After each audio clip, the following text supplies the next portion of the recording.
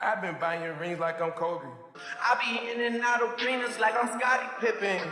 Left my elbow in the pot, a la Vince Carter. Bitch, you wasn't with me shooting in the gym? James Harden with the range, junkie nigga way back. Coach, they won't knock me off my pivot. Get it. Niggas underrate me like Jalen Brunson, but yo, I'm leaving with something. Been flowing stupid since Vince Carter was on some through the legs arm and a hoop shit. Fresh Prince jacket, boy, I cook them to the inside out.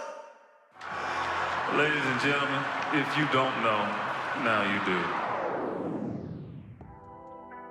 Yes, sir. We are back. Round of applause for yourselves. This is your guy, Marcellus Ease. And of course, we got some interesting stuff on the docket for today. And shout out to those listening in France. That is kind of crazy. What is this citerance? But shout out to you guys. But yeah, things are heating up in the NBA. Storylines is looking crazy as usual, but we're going to get into it. When money is worth the headache, and in volume 4, we're going to take a look at Pat Riley and what is he up to down there in South Beach as a Terry Rozier situation. Just him being held up in the court is interfering with Pat Riley perhaps finally landing his big fish in Giannis. And speaking of big fishes, private equity money is slowly trickling into the NBA, and we're going to get into a nuanced discussion as we're going to hear from the former Bucks co-owner as he described how NBA owners are looking at these teams. I've said it before in my previous segment, the fan loyalty is now up for sale and it's about to get pimped out by these new class of NBA owners coming in.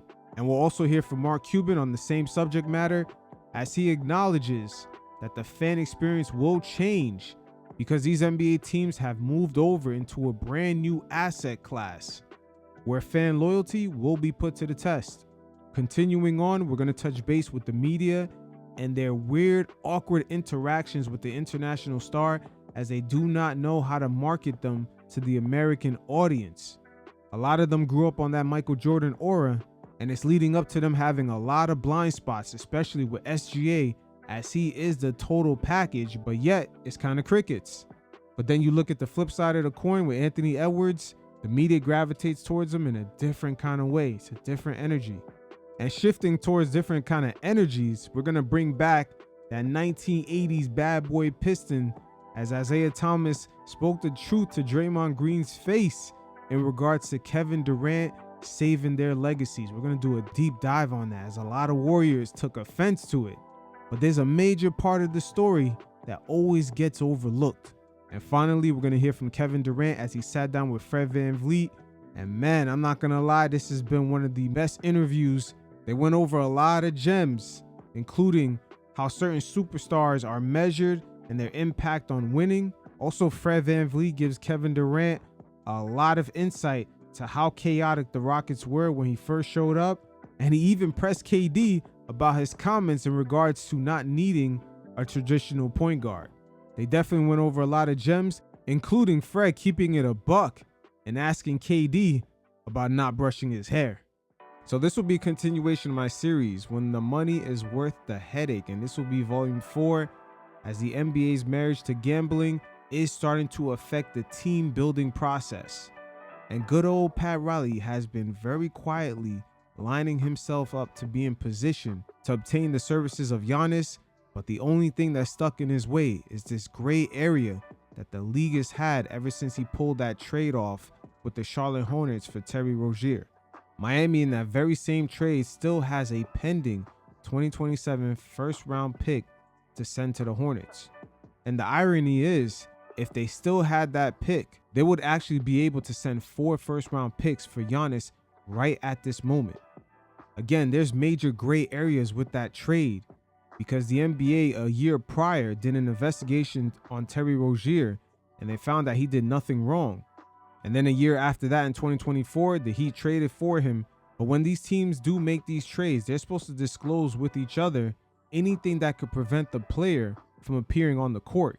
So the Miami Heat right now haven't decided should they file a grievance with the league on quote unquote material misrepresentation.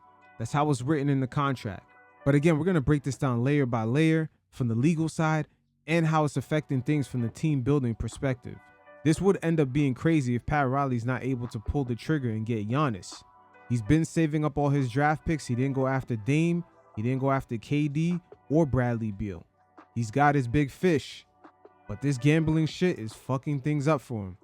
And what makes it worse is that Terry Rozier just pleaded not guilty. So the gray area he's already in with the NBA just being in a leave of absence, but yet his contract still counts on the books for the Miami Heat. A lot of things are in limbo. Again, we're going to break this down layer by layer. First, we're going to hear from ESPN's legal analyst, Ryan Smith, as he gives great details on the current dragged out situation with Rozier pleading not guilty. He's already pled not guilty in this case. What happens is he went into court today. The judge had him in there, identifies him. He pleads not guilty. They confirm his bail, his bond positions, things that he has to do while he's out on bond. And this is the official tip-off of the case. So now we can get started with moving his case forward to the court system. And that's what happened today. That whole thing takes 20 to 30 minutes. But the big news is Rozier pleading not guilty. So what's next is they're going to have a status conference. The defendants in this case are all going to get together with the judge. They're going to talk about the next steps in terms of timing. When is discovery going to be provided, which is a big deal in this case because it allows the defense to see what the prosecution has on Rozier and these other defendants. And then it's about trying to figure out how the case moves forward. Now, you talk about what's at stake. There are two charges here. Conspiracy to commit wire fraud and conspiracy to commit money laundering, and each carries a maximum of 20 years in prison if convicted. Now, that if convicted, it's not necessarily that he would see that much time, but I think the key takeaway is it is prison time in this case, and that's why what he finds out in discovery will be so important so his defense can start trying to figure out how to fight these charges. So again, it sounds like this is getting drawn out and it's affecting Pat Riley's ability to grab his big fish in Giannis. And now we're going to hear from Tim Bontemps and Bobby Marks as they give the implications of the many gray areas that the NBA is involved with this scenario affecting the Heat current day and their ability to make transactions. Keep in mind, under the new rules, the Heat right now are in the first apron. They can't do any signing trades. They can't do no trade exceptions, and they can't take back any money in trades. And as far as the Milwaukee Bucks, they are in the second apron. So they have all the penalties that's in the first apron. They can't do any 2-for-1 deals when it comes to contracts. They can't take any cash. They're limited on how many signing trades they could do. And pretty much any money that's being traded for Giannis, it has to almost match up to the T. I think certainly the Rozier contract in itself, which is roughly $27 million, that's an expiring contract that can be used in a trade, and that is certainly in limbo right now as far as the ability to go out and do something like that. Then there's the draft pick part of it, where Miami still owes Charlotte a top 14 protected first in 2027. It's unprotected in 2028.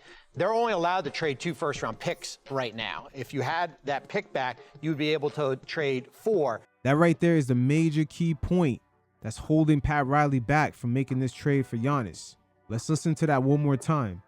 Then there's the draft pick part of it, where Miami still owes Charlotte a top 14 protected first in 2027. It's unprotected in 2028.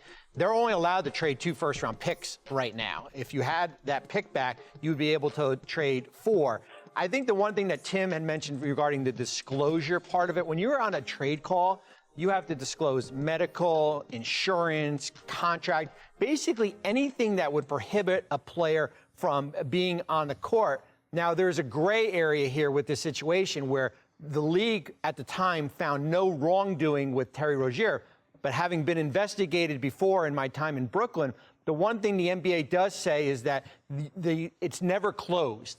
The investigation is never closed. It is always open-ended here. So if you're Miami, you're saying, wait a minute, we should have been known that this investigation had occurred. Now, to further elaborate on Bobby's point with that gray area, the key word right here in the contracts with these teams when they make these trades is material misrepresentation. And there are penalties if teams do violate this. Here's the exact quote from that binding agreement. No member shall make any other material misrepresentation or fail to disclose any other material information during the trade call. If any member is found after a hearing before the commissioner to have violated subsections above, the member shall be subject to penalty. Such penalty shall be within the absolute and sole discretion of the commissioner and may include a fine not to exceed $1 million suspension of the offending employee, rescission of the assignment transaction, and/or forfeiture or transfer of the offending member's draft choices. So according to the rule book, this trade could be rescinded or there could be penalties assessed, and it's really all up to the commissioner. This shit gets real tricky because the NBA, once again, they investigated Terry Rozier a year earlier and found no wrongdoings. So the real question is, was the Charlotte Hornets obligated to let the Miami Heat know that Terry Rozier was under investigation? When you're on a trade call, you have to disclose medical, insurance, contract, basically anything that would prohibit a player from being on the court. Now, there's a gray area here with this situation where the league at the time found no wrongdoing with Terry Rozier. But having been investigated before in my time in Brooklyn, the one thing the NBA does say is that it's never closed. The investigation is never closed. It is always open-ended here. So if you're Miami, you're saying, wait a minute, we should have been known that this investigation had occurred. Well, and to Bobby's point, the key parts of this for this discussion moving forward and for the Heat situation moving forward revolve around the draft pick the Heat sent out in that trade and Terry Rozier's $26 million expiring deal. Now, as Bobby said, they can only trade 2 picks in 2030 and 2032 because of the way their draft pick going to Charlotte is set up. So that does really limit them if they want to go try to make a big swing between now and the trade deadline. And part of the way they would make that big swing, at least potentially, would be is if they include that $26 million expiring contract for Terry Rozier. Now, the fact that Terry Rozier is still on the roster and has not been waived, I think is certainly at least an indication that the Miami Heat, as we reported, believe there's a chance that they'd be able to use him in that kind of a trade. And there is a precedent for that. If you go back to a year ago, the Houston Rockets, after Kevin Porter Jr. was arrested in a totally separate matter, he was traded to the Oklahoma City Thunder a month later, and they subsequently waived him off of their roster. So there is a precedent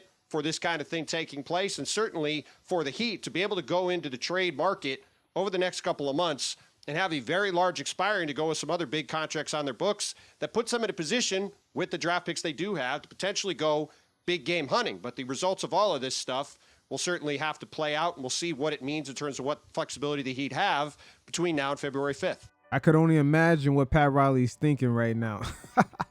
He's in prime position. Hell, he could even involve a third team, and if Rozier's contract had been good and not put on pause, he could perhaps flip that for a pick or even get his pick back. Who knows?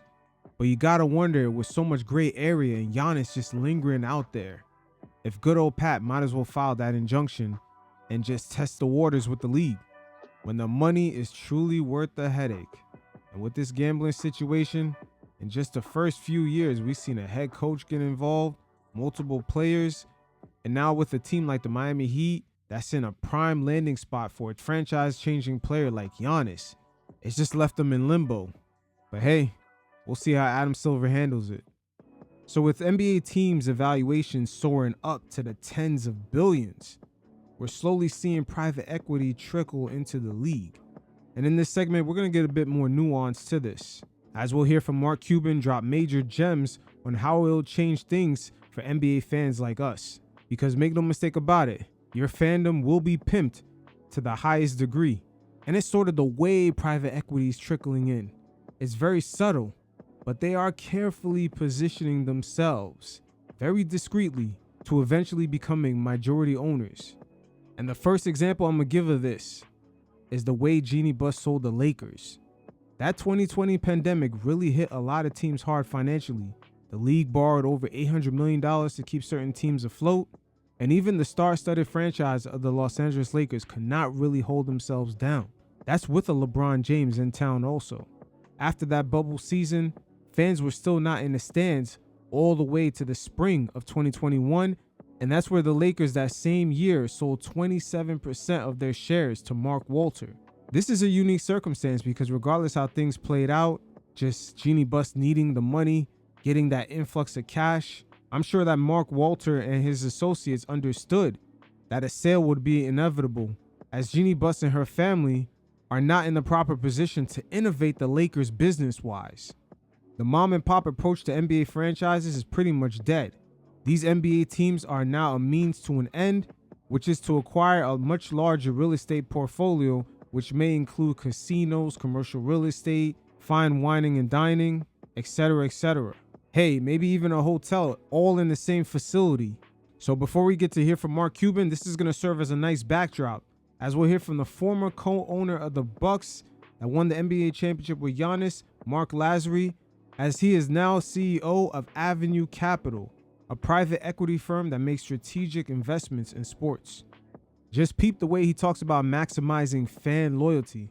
Look, you only make money in sports three ways. So it's ticket sales, sponsorship, and media. So if the Celtics win again, they'll be able to raise ticket prices anywhere between 10 to 20%. If you have a team that's the worst in the league, that team is still raising prices 5, 10%. Nobody stops giving up on their team. It's actually one of the great little secrets about pro sports. Every year, the whole mantra in sports is next year is our year, right? And everybody believes that. So I think you're always going to see that teams are going to keep on growing at sort of anywhere between 10% to 15%. I think if you own the real estate, you'll end up growing faster because you can end up having concerts. You can do everything within your own arena. So I wouldn't be surprised if ultimately the Celtics end up building their own arena. Now, quick 2 things from what he said. The only way you make money from sports is ticket sales, sponsorships, and media. All 3 of those things have a major thing in common, which is revenue share. And on the media side, that future revenue stream looks kind of shaky right now. Later on, we'll hear Mark Cuban elaborate on that further. But this is where the real estate comes into play. That is not part of the revenue share. The Golden State Warriors, the reason why they jumped up in net worth almost light years ahead of the Lakers in just a short span of time, is because of that ecosystem they have around Chase Center. No matter how much money they make, the other small market teams can never ever touch that. That is not part of the NBA revenue share. And that's why I had mentioned earlier before that Jeannie Buss is not in the proper position to innovate the Lakers. See, Bohm already took this playbook, and Patrick Dumont further intends to, especially when it comes to the casino side. The new crop of NBA owners post-2020, this is the model, this is the blueprint. And with that said, it's going to take a lot of major investment. This is why the NBA owners have slowly crafted the player contracts in ways it makes it hard for them to get these max deals with the 65-game rule, which is a team rule that was only voted by the owners. The NBA Players Union could not even touch that. Tyrese Halliburton almost risked himself to further injury back in 2024 just to hit the 65 games so he can get his max contract. And on top of that 65-game rule, the second apron almost serves as another excuse not to pay players. We've seen the Boston Celtics in 1 year go from a championship to almost a rebuild just to avoid the second apron. Also, there's a lot of productive co-stars who are struggling to get their value. Jimmy Butler almost had to hold out in Miami, going back and forth with Pat Riley. Jonathan Kuminga has been in a cold war with the Warriors. Norman Powell basically performed like an all-star for the Clippers, but because of the new rules, teams didn't want to necessarily pay him around $30 million a year. So he ended up in Miami, settling for around $20 million a year. Also, Julius Randle, even though he's the co-star of the Minnesota Timberwolves, they gave him a similar deal to what he had previously, even though in the last 3 seasons, he's made 2 All-NBA teams and also 2 All-Star teams. Brandon Ingram out in Toronto had Rich Paul saying that he basically had no market for around $40 million a year. That seems to be the sweet spot where owners don't want to necessarily pay co-stars at. There's been very few players to actually get that number. I believe OG Anunoby of the New York Knicks is maybe one of the few guys. But right here, Mark Cuban correlates these players not necessarily getting their values to private equity coming in and maximizing not only the franchise, but the fan value. First of all, there's 2 elements here. Here, my Mr. 2 elements today. One, transitioning from the old CBA to the new CBA. We saw all the pain it's created, teams and players and, guys getting stretched and all that kind of stuff, right? But I think also they just don't like the second apron, right? Because now the second apron, it's not a hard cap, but it's damn close. And it means that the mid-level exception kind of really is the, better than average player, because it's going to be really hard, even with the cap going up 10% a year. Like if you have more than one max guy on their second contract and one of them gets hurt or it doesn't plan out, you're screwed. Yeah. You're dead. you're dead in the water for a long time. And so you're going to see a lot more contracts where a guy in the past, you say, okay, he earned it out of respect. I'm going to give him the max. He'll make 30, 35 million a year. Maybe, the next max, maybe it will or will not be there. Now that guy at the mid-level is 15, he's going to get 20 or 21 instead of 30 because you got to push down everything. That's exactly what happened to Norman Powell, Julius Randle, and Jonathan Kuminga. Low-key, they try to do the same thing to Jimmy Butler, but Golden State is trying to capitalize off of Stephen Curry's final golden years. Protect against mistakes. And I think that's going to upset a lot of people. And, you see Kuminga, you see my guy Quentin Grimes, that the numbers they put up, you would think it wouldn't even be a question they'd get paid, but it's not so much about them. It's about how does it all work within the second apron. And and certain other things, like it's harder to make trades. And so, you can't just fix your mistakes. Like, before you could even throw in a first round pick to get off a mistake. Now those first round picks are far more valuable because you need to get lucky like we did this year because those prices on a first round pick are much lower otherwise. Facts. And we're seeing that play out with Anthony Davis. The Mavericks are going to have a very hard time getting rid of him. I believe the Chicago Bulls have just stated that they're not giving up any of their young core for Anthony Davis. So the NBA is definitely going through different dynamics. Well, that one of the things that my mind is being blown right now because I was curious of why. Sorry, Richard. No, go ahead. Why Chicago was stuck, right? Chicago's stuck because you have guys like Zach LaVine and Vooch and at that time DeRozan and whoever. Those three players under this new CBA are some of the worst guys to have on your squad. Those contract renewals that they got under the old rules, they kill you today. It's not just Anthony Davis that's going to be hard to get rid of. The Zach LaVines, the LaMelo Ball types. If the Hornets decide to put him up on the trade block, good luck. Same thing for Ja Morant. All these guys that are in their rookie max that really came from the old CBA. It's just harder to move, and you wonder if the players union at this point, they're a little bit weak because these owners, they're making them pay for all that player movement that took place in the 2010s. Not only that's shut down, but also players actually trying to cash in on their value. This shit's crazy. Owners look you in the face and act like they don't have enough money, but at the same time, they're increasing their investment portfolio when it comes to real estate around these arenas. Don't be surprised if we see more teams relocate to the greater areas of some of these major cities.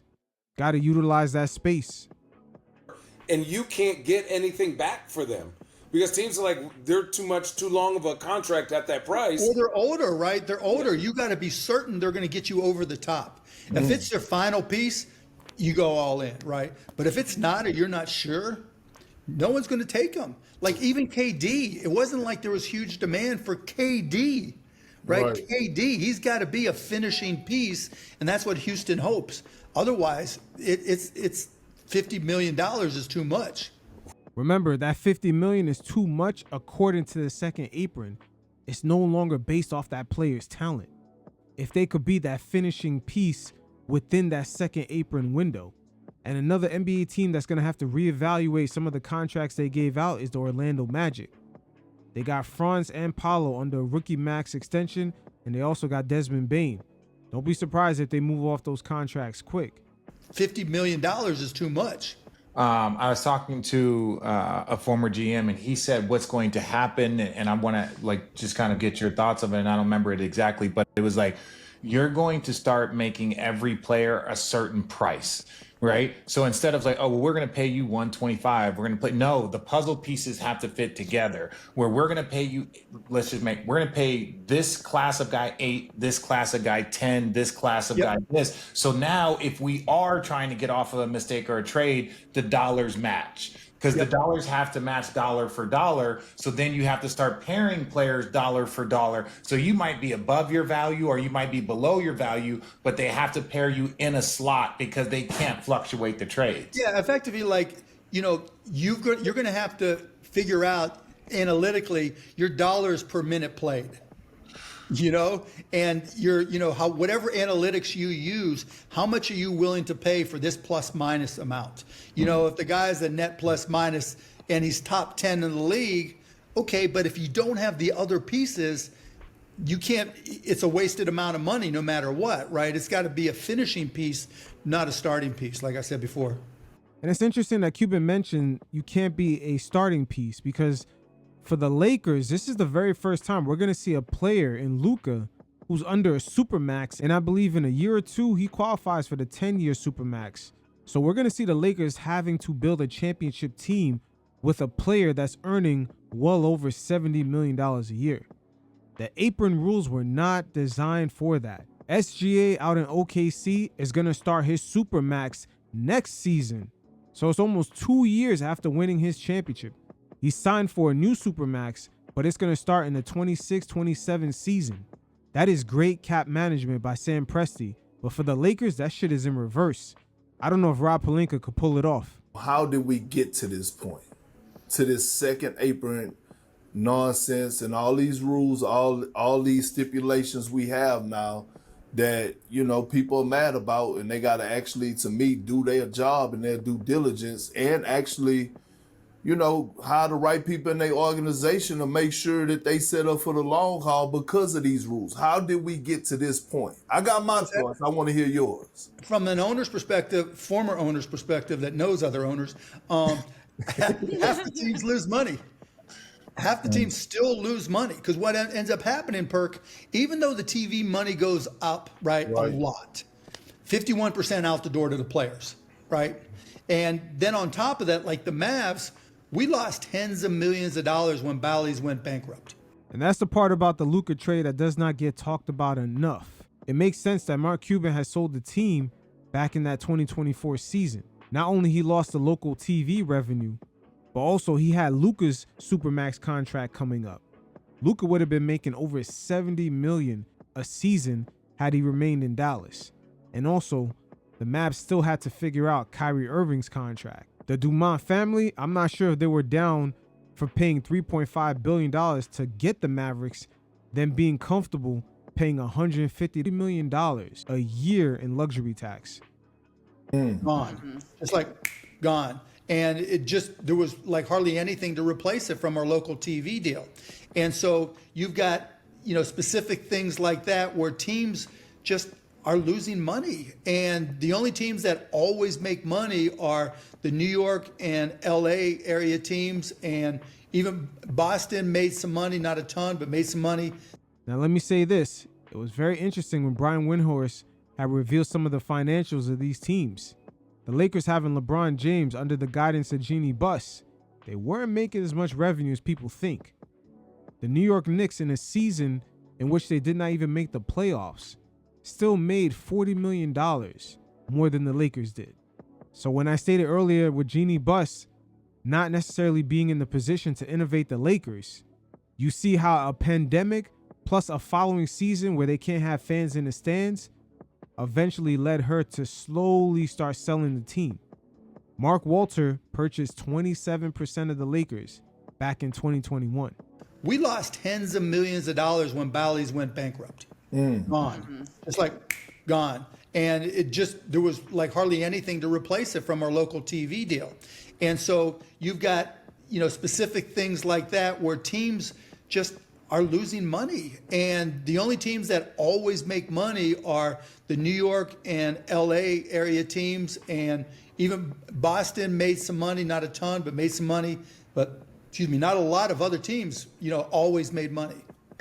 Well, but this is an investment, right? And I think that's I think that's one of the things that's kind of what I think is kind of ruining the NBA in some respects. Yeah, no, tell us. Because it's only about value. So there's like talking about more, like I got involved with this group, Harbinger Sports, where it's a private equity fund that only buys minority ownerships, right? Because now I'm an expert on minority ownerships in sports franchises. And there's not a lot of liquidity or marketplace for those ownerships.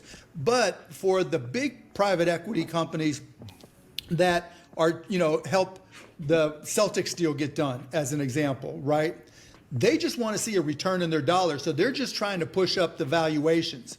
They're not like, it's not like when I came in or even when I left, for the most part, like about fan, right? And so I think that's one of the challenges that got us here is because while, yes, teams want valuations to go up, You mean owners, Mark. You mean owners want valuations to go up.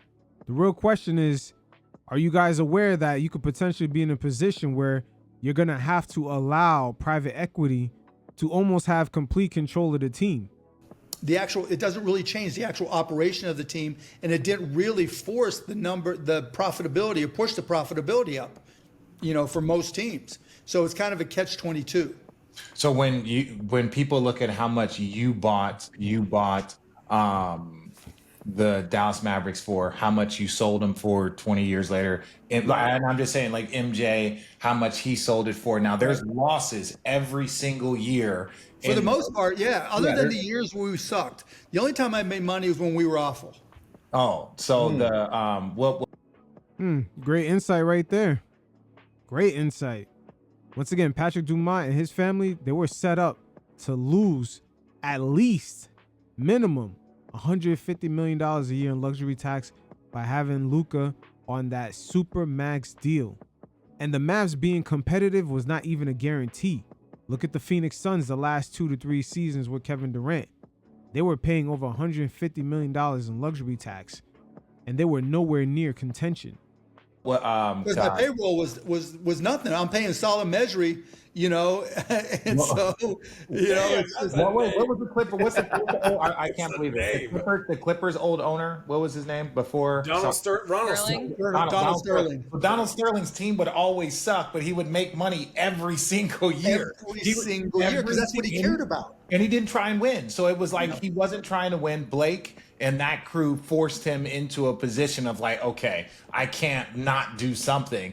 But ultimately it was he would not field a team and make, I don't know, 20, 30, whatever $1 million a year, but was never competitive. So you're saying that you just have to hold on for the long term, lose whatever, maybe try and cover some of that in taxes. If you're trying to win. If you're trying to win. Okay. Yeah, basically. And you've got to hope that the TV deal pays off the way everybody thinks it will. Because you guys know the media business. You're right in the middle of it, right? It's hard. It's hard from day to day, week to week, year to year. And you just don't know how this TV deal is going to hold up.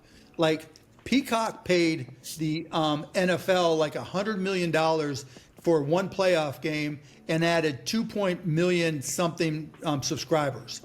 Hey, Mark Cuban right here about to reveal the business side of why the streamers are paying so much for the NBA rights, the NFL rights, etc. The proof of concept has to happen on their end, because if not, there's going to be a lot less bidders the next time these TV rights come about. And when they did that, that made everybody think, well, I'll try to do the same thing with the NBA. But now those bets from the streaming companies that are going to be broadcasting this year have got to pay off. Disney, ESPN, Peacock, Amazon, they've all got to be able to get a return on that dollar, because if they don't, then the whole thing could collapse. But I'm not saying it will. Don't get me wrong. But I'm just saying, as a business guy who tries to analyze the good news and the bad news, there's still risk associated with what's going on. And there is definitely a lot of risk when it comes to the media side of the revenue, because these tech companies, these major tech giants, they're not necessarily as interested in sports like the leagues thought they would be. Look at Apple. They haven't really dived into many leagues. They're sitting on a bunch of cash. They really just got MLS. They gave them $250 million. Netflix, for the most part, is in the same boat. But from the sports league so far, they proved that they want the must-see games only. And look at the big done data of them all, Amazon. They only bid on the NBA's third package. ESPN got the A, NBC got the B, and Amazon got the C package. So you mean to tell me Amazon couldn't outbid ESPN for the premier package? But again, with these tech giants, we're in the era of analytics. And Mark Cuban right here explains how they're going to reevaluate the worth of these sports rights, and also how private equity is going to change things for fans. You guys check it out, and every once in a while, I'll check in. What would you say to fans that are kind of concerned with the fact that we are in this new reality where teams are now investments? They're not labors of love the way that you ran. I mean, every team is different. It's unfortunate that that's the way it was handled. I think it's going to be different. I mean, you look at the TV deal, which is the foundation of the economics of the NBA potentially going forward. And, you know, it's going to be difficult for fans to have all the subscriptions that they need. I haven't added up the numbers. I don't know if anybody has to see how much it would cost. But, you know, to paraphrase the Warriors, it's show business. And when you're in a world where you're trying to get a multiple of revenues, the higher your revenues go, the higher the value of the team goes. And I think what people don't understand from an economics perspective is that not all teams made money. And, you know, they needed revenue sharing in order to get to break even or make a little bit of money. And I'm sure the numbers have changed in the last 2 years. But because of that and not making money or generating cash from the operations of the team, teams often sold to private equity or other organizations just to get liquidity. So it's like, now I can finally put some money in my pocket. And, you know, I don't blame them for it, because if you're losing money all these years and trying to win, it's hard to make money and try to win unless you're in the top 3 to 5 market. And even then it can be tough. But so I just think it's going to impact fans in ways that the league is not anticipating yet. You know, I think the biggest question mark for the entire future of the NBA, and I don't think I'm being hyperbolic on this, there was a period of time up until last NFL playoffs, not this NFL playoffs, last NFL playoffs, where TV rights monies were staying about the same. Look at Major League Baseball, right? Their rights money was actually going down, and now they just signed a new deal to get them back. A lot of that is predicated, in my opinion, on the fact that when Peacock got an NFL game, their subscriptions skyrocketed. So the presumption is my perception of it is, well, if you're a subscription service, if this is emblematic of what can happen if we get, NBA or NFL rights, then it's worth paying for it, because you're going to give us the number of subscribers. And if we can just retain those subscribers and not churn them too much, then it's worth almost any amount of money. So we're going to see, come NBA and even NFL for that matter, whether or not these subscription services add subscribers, retain subscribers, or lose subscribers. That defines the entire future of professional sports. And that's why the new crop of NBA owners are quickly looking at these teams as investment vehicles to get into real estate. All the revenue that will be generated off of that will not be part of that NBA rev share with the smaller market teams. And with the second apron rules, all the team owners are looking to stay under that cap. So that's going to be less luxury tax dollars being cycled. And these smaller market teams, they're going to have to pivot. Owning these teams are going to be much more expensive. And the large markets like the LAs, the Golden States, the New York Knicks, don't be shocked if they pivot their revenue streams in ways it can't be shared. So private equity be right there to pimp out the fans and start raising prices no matter what. Look at the Luka trade. They got rid of his ass, and just literally 2 months later, they announced that they're raising ticket prices for the following season. And it's such a bummer, because I feel like in that scenario, fans lose because we just have to spend more, to watch the team. And it becomes harder and harder. But it does. And that was, part of the challenge I had when I was running the team. That's why I was losing money all the time. Literally, we had $2 tickets for years. Mm-hmm. We had, $10 tickets, $12 tickets when we raised our prices 20%, right? For at least 1,000 people. We had $29 tickets for 4,000 fans, 4,000 seats when I left, right? Those aren't available anymore. And they paid a lot of money. So they, I can understand it. Just like with A-Rod and Mark Lowry, they paid a lot of money. Yeah, to pay $3.5 billion for the Mavericks and then be saddled with over $150 million in luxury tax just because you gave Luka the extension. This is how business people like Patrick Dumont and his family look at the Mavericks. They're really there for that casino. Any profits from that will not be part of the NBA revenue share, and they might not even care as much about the media rights getting lower and lower. And so I understand their desire to make the cash flow work. But as long as, teams are going up in valuation, if you have owners that incorporate private equity, People don't give money. Look, I just did a deal with Harbinger Sports to be part of a private equity group that is going to buy and sell minority interest. People don't give money to invest in as minority or majority owners in teams in order to lose money. It's too much money to just be bragging rights. It used to be, you put in $100,000, $250,000 10, 15 years ago. That's still a lot of money from somebody, but you can brag, you can get tickets, you get access. Now it's, okay, are they going to put in $25 million to own a smidgen? Is private equity going to put in $1 billion in order to, have a minority interest and with no say in operations?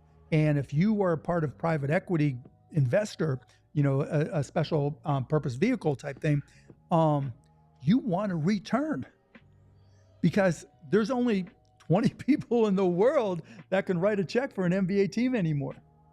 Even when you see people with huge net worths, they're 26 in the Forbes 400, they're worth $90 billion.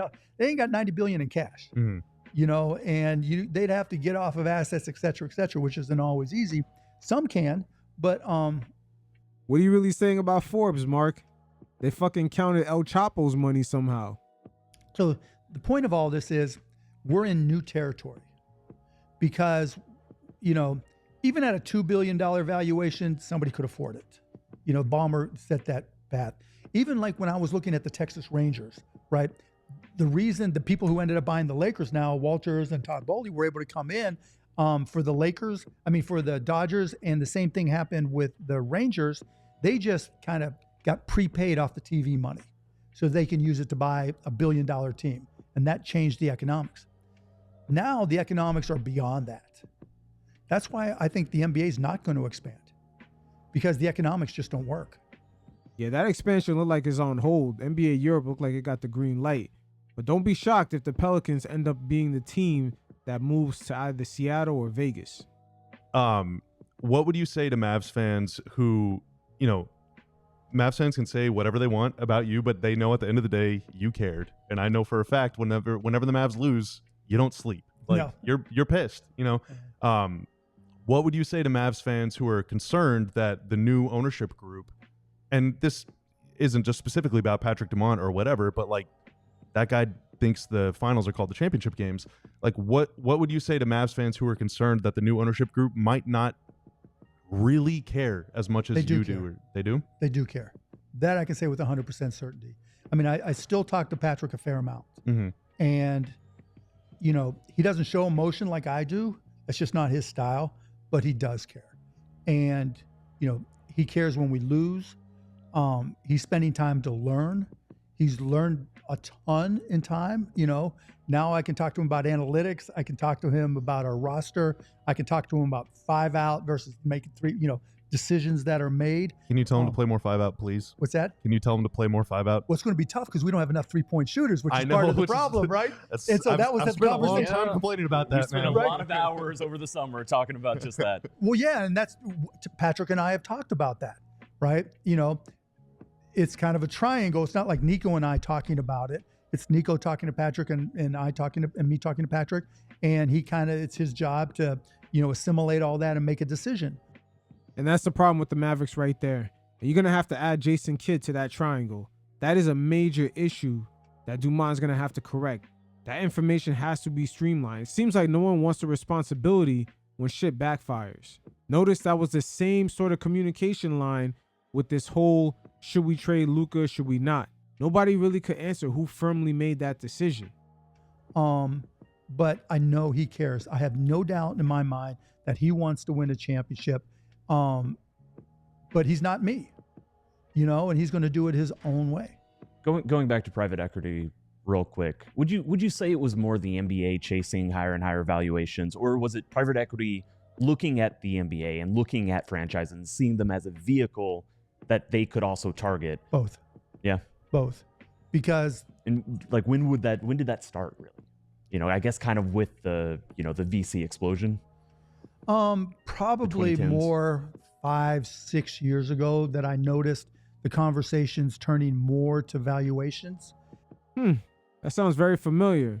Seems like when they seen Steve Ballmer purchase the team and how he was able to acquire that land in downtown LA.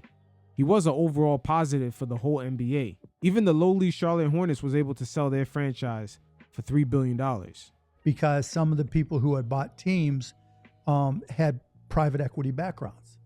And so I would bring up in the meetings, how are we going to, we're going to price fans out, it's show business, but they're going to be customers gone, right? It's going to be hard to replace them, da-da-da-da-da.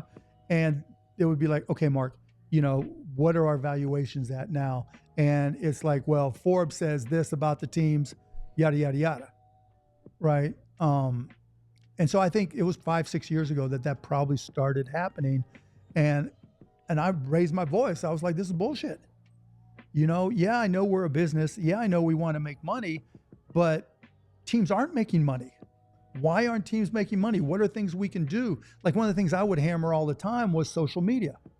We dominate social media, but it's a smidgen of revenue for us relative to TV. Well, there's not money there. I think they need us. Why are we not going to get more money there? And then when Bally's fell apart, it was like, why aren't we going, I would say to them, go to Time Warner, and because I've been in this industry and I understand the technology, I understand the elements. And I was like, go to Time Warner, and since TNT and TBS are going to lose the rights, right? They can work like the Weather Channel. You know how the Weather Channel, whatever city you're in, it shows you the weather for that channel. Sure. Well, let them buy up the rights as Bally's falls out, and say, okay, Dallas, we'll buy your rights, but only people in Dallas can see it, because that helps them sell more subscriptions, right, to traditional cable and whatever they stream. It's just, thanks, Mark. Next. Amazon did a great job with the NFL. Pretty much everybody's got it. You don't have to pay for it specifically, right? So if you have Prime, I think Amazon's a great partner. But the challenge is, if these subscriptions don't pick up or don't reach the numbers that Peacock, et cetera, need, then it's going to default back to Amazon and Netflix being the only ones left. Maybe Apple. And maybe ESPN, to be determined, well, right? There's never been more. Damn. That's a bad lineup right there. First of all, Apple, Netflix, Amazon, they have all the cash in the world, but they have shown that they are not all in on just buying a whole season worth of games from these leagues. The NBA, NFL, etc., they're just add-ons for these tech companies to keep people in their ecosystems. If there is an eventual fallout because of the subscriptions not going up, there won't be too many bidders left, and that's why the owners are pivoting to real estate and private equity. To be determined, well, right? There's never been more uncertainty about regional TV in the NBA's history than there is. It's gone. It's gone, right? Local TV is okay and good, but the networks, like Tenga just merged, right? It wasn't a merger of strength, and they've got great, smart people there that are busting their ass to sell, etc. But it's hard to get people to turn on a TV, in a traditional TV at the same time, and just streaming from a team. It's hard to get people just to buy a product that's going to be for one team. And so, if it comes down to just, let's just say Disney, Netflix, and Amazon, maybe Apple, but they're changing their mind on sports. They're not going to compete with each other the way the subscription services have this past couple of years and the past couple of deals, in my opinion.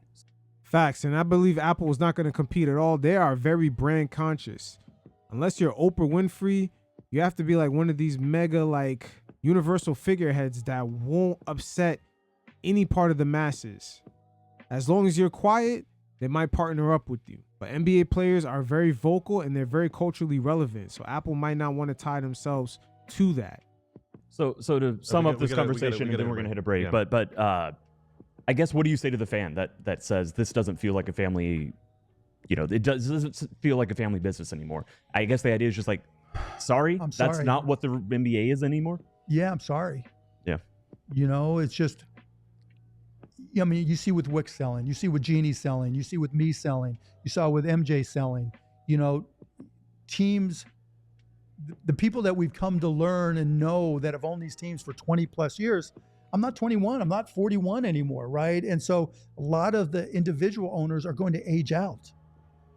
And so it's going to change, and who is there to replace us, right? Private equity, real estate moguls, tech titans, casino titans. That's so far who we've seen come in almost in a gold rush after the pandemic. It's as if they smelled the blood in the water, with a lot of these small-time owners not necessarily being ready during the pandemic for a complete stoppage of just revenue and fans coming in these arenas. That's really one of the trickle-down effects. The NBA almost for 2 seasons missed out on a lot of revenue. At these prices, the Larry Ellisons of the world, the guy who owns NVIDIA, whatever, they're not 21 either. And maybe the next generation of trillionaires from AI will come in and start buying teams, and that'll change things. And I hope so, because then there's an opportunity to put fans first instead of valuations first. But that is a challenge. It really, really, really is. So it is what it is. Can't stop change, but unfortunately for a lot of these owners and private equity entities coming in, they do have to understand the audience has a lot more options than in years past. The NBA still has to address the elephant in the room. The demographic of those who are under the age of 18 do not necessarily consume the NBA in the same way. Shit, they don't even have the same interest in the league as a whole. It's just way too many options for them to sit around and wait for their favorite team to rebuild for a couple seasons, then maybe fight for a championship. So as the NBA continues to globalize, we're seeing mega international stars like SGA and Jokic assert their dominance just the way they have been performing for the past few seasons. And with SGA in particular just coming off that championship, he is showing that he is the complete total package. Not only his game is entertaining to watch on the court, but he definitely does have the swag and just the aura of being that mega star that has the total package. And the NBA national media overall is still struggling to gravitate and market this guy in a way to let the viewing audience know he's him. And that gap right there is what I like to call the Michael Jordan effect, as a lot of the media members are of a certain age where they're sort of branded in their mind of what an NBA star looks like, sort of in a way with everyday brands that you see or you interact with. Take Louis Vuitton, for example. Once you see the logo, you think of luxury, you think of quality, and it being very expensive. Same thing for McDonald's. You think of fast food or the Golden Arches. But again, the media members are of a certain age, and when Jordan was playing, that aura was so strong that a lot of them really gravitate to that archetype, that American-born player, quote-unquote, having a particular swag. That's how stitched in that Michael Jordan branding has affected a lot of those members, with them coming up or just being enamored by Michael Jordan as a child or just teenage years, etc. If any of us is still fortunate to have our grandparents or a particular elder of a certain generation, when they first started watching television, certain brands were stitched in their minds when they first started seeing commercials like McDonald's, Coca-Cola, or Pepsi. And still to this day, even though everyone knows that these foods are bad, that same demographic still consumes those things. The same way the media members today are still enamored by that Michael Jordan effect, and they are subconsciously ignoring the stars of today, even when they have the total package. We're talking about marketing, fashion, winning on the court, most importantly, because that is the biggest aspect to that branding. The media loves Anthony Edwards, that quote-unquote bashful American energy. Even though he looks a little bit like Michael Jordan, you see that particular generation within the NBA media gravitate towards him. They speak about him very differently than they do guys like SGA or even Jokic or even Giannis.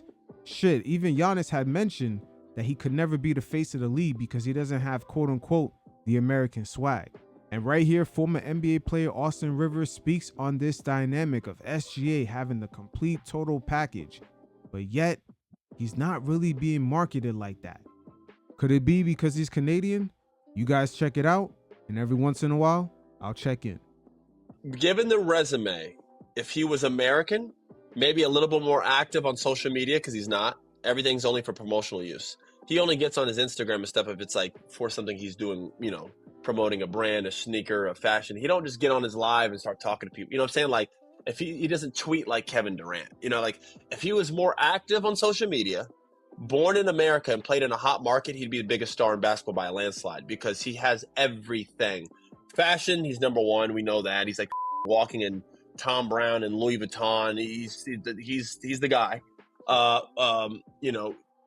Game, MVP, champion, highest contract in NBA history, He's got the one name. He's got the swag, the aesthetic. Everyone already. But you ask anybody in any sport, like they do this all the time. You'll see these. Well, who's the most fashion guy that you would take? What's another athlete you think is the most? Every football. Shea. Like Shea's a cool guy. He is the guy. I mean, I think it's just him being. Listen, when we go to the Olympics, he don't have our jersey on, bro. So it's more about not being American and not about him being okay. I think that stuff affects it. I think like even Wemby, Luka, these guys are huge stars. But if you're telling me if they were one of our, do you see how we treat Ant?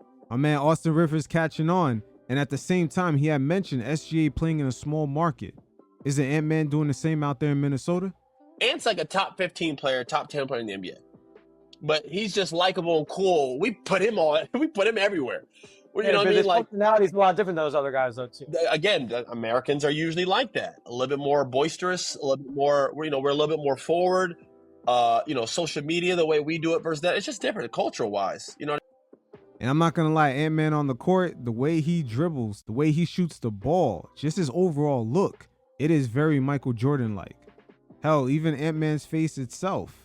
That is a popular trend throughout social media, comparing Michael Jordan's face card versus Anthony Edwards. You know what I mean? Music, everything over here. So it's just different. You know what I mean? Like and that's where, I do think it's part of, I think, why Shea's great too. He's right in the middle. He gets to be all these cool things, but like, he's not overdone. He's not like, America's not pushing him. So he's still refreshing. If he was American, we'd already be tired of him. That's what we do. We promote, and then eventually we get irritated with their success. That's how like Americans. I think even. Hey, Austin Rivers talking like there's no cameras on. That is an American thing. We love to build our stars up and tear them down and see how they react. They did it to Michael Jordan when his father died. The gambling accusations, they even tried to tie that into his father's death. The same thing goes for any of the greats. Mike Tyson, Michael Jackson, Tom Brady. You got to go through that American ritual where they love you, they hate you, and then they see how you react so they can love you again. Patrick Mahomes is going through that same scenario right now. But going back to the national NBA media, subconsciously, this Michael Jordan branding has affected them so much that even the expectations that they have for Luka, Jokic, and even Giannis to a degree is not necessarily the same as the American players. Draymond Green and Gilbert Arenas briefly touched on this. You guys check it out, and every once in a while, I'll check in. I feel like over the years, European players has not had the same, caught the same flack of winning a championship as U.S. players, and I don't understand that. And I wanted to know if you feel the same way about that. It's really a knock, to be honest. Do they think that they're even capable of winning it by themselves? Mm-hmm. Do they hold them to the greatness of what they hold the American players to? No, they do not, Gil. You could tell subconsciously. Look at Luka's arrival in LA. There's almost virtually no pressure for him to win. And even though he has an older version of LeBron James, you still don't hear any kind of talks with expectations behind them. Luka right now is in the prime of his career, and this move to LA could potentially waste 3 seasons. We're talking about the year he was traded, this season, and next season for them to get chemistry down with a new team without LeBron. So potentially we're talking about 3 years of Luka's prime seasons just gone to the wayside. Ages 26, 27, and possibly 28.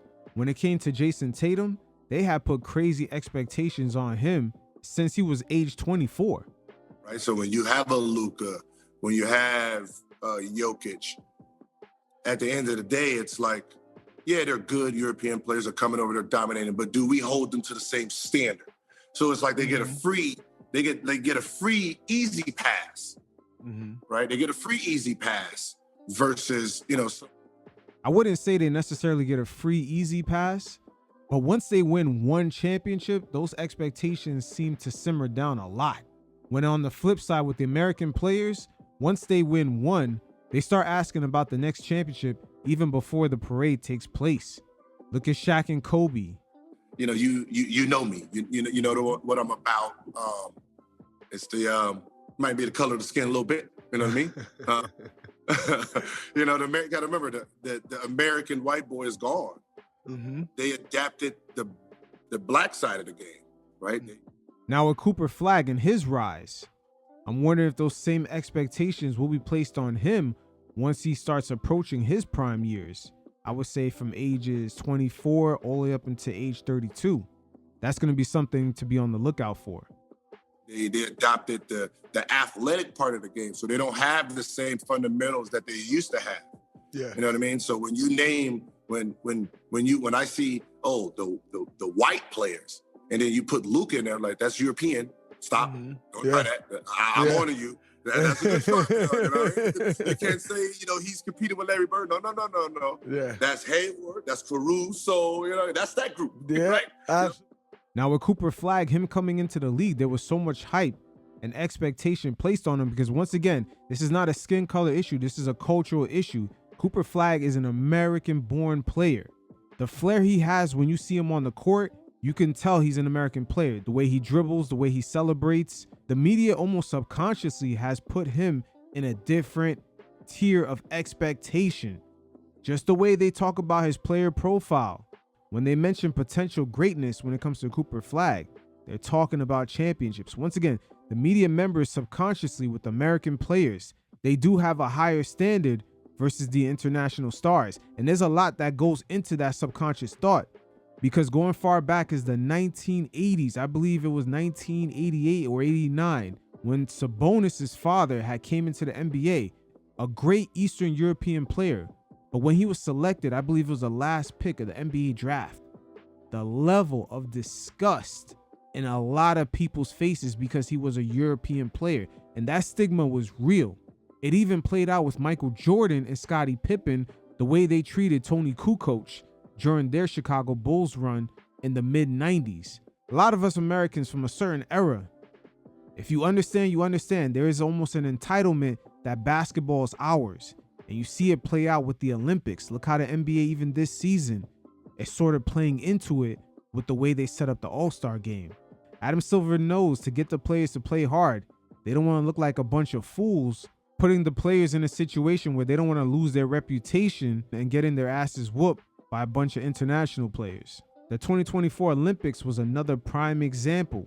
The overall aura going into those games was the understanding that on a global level, the gap had begun to shrink a lot more than in previous decades. And the best of the best was called up to make sure that Team USA took home that gold.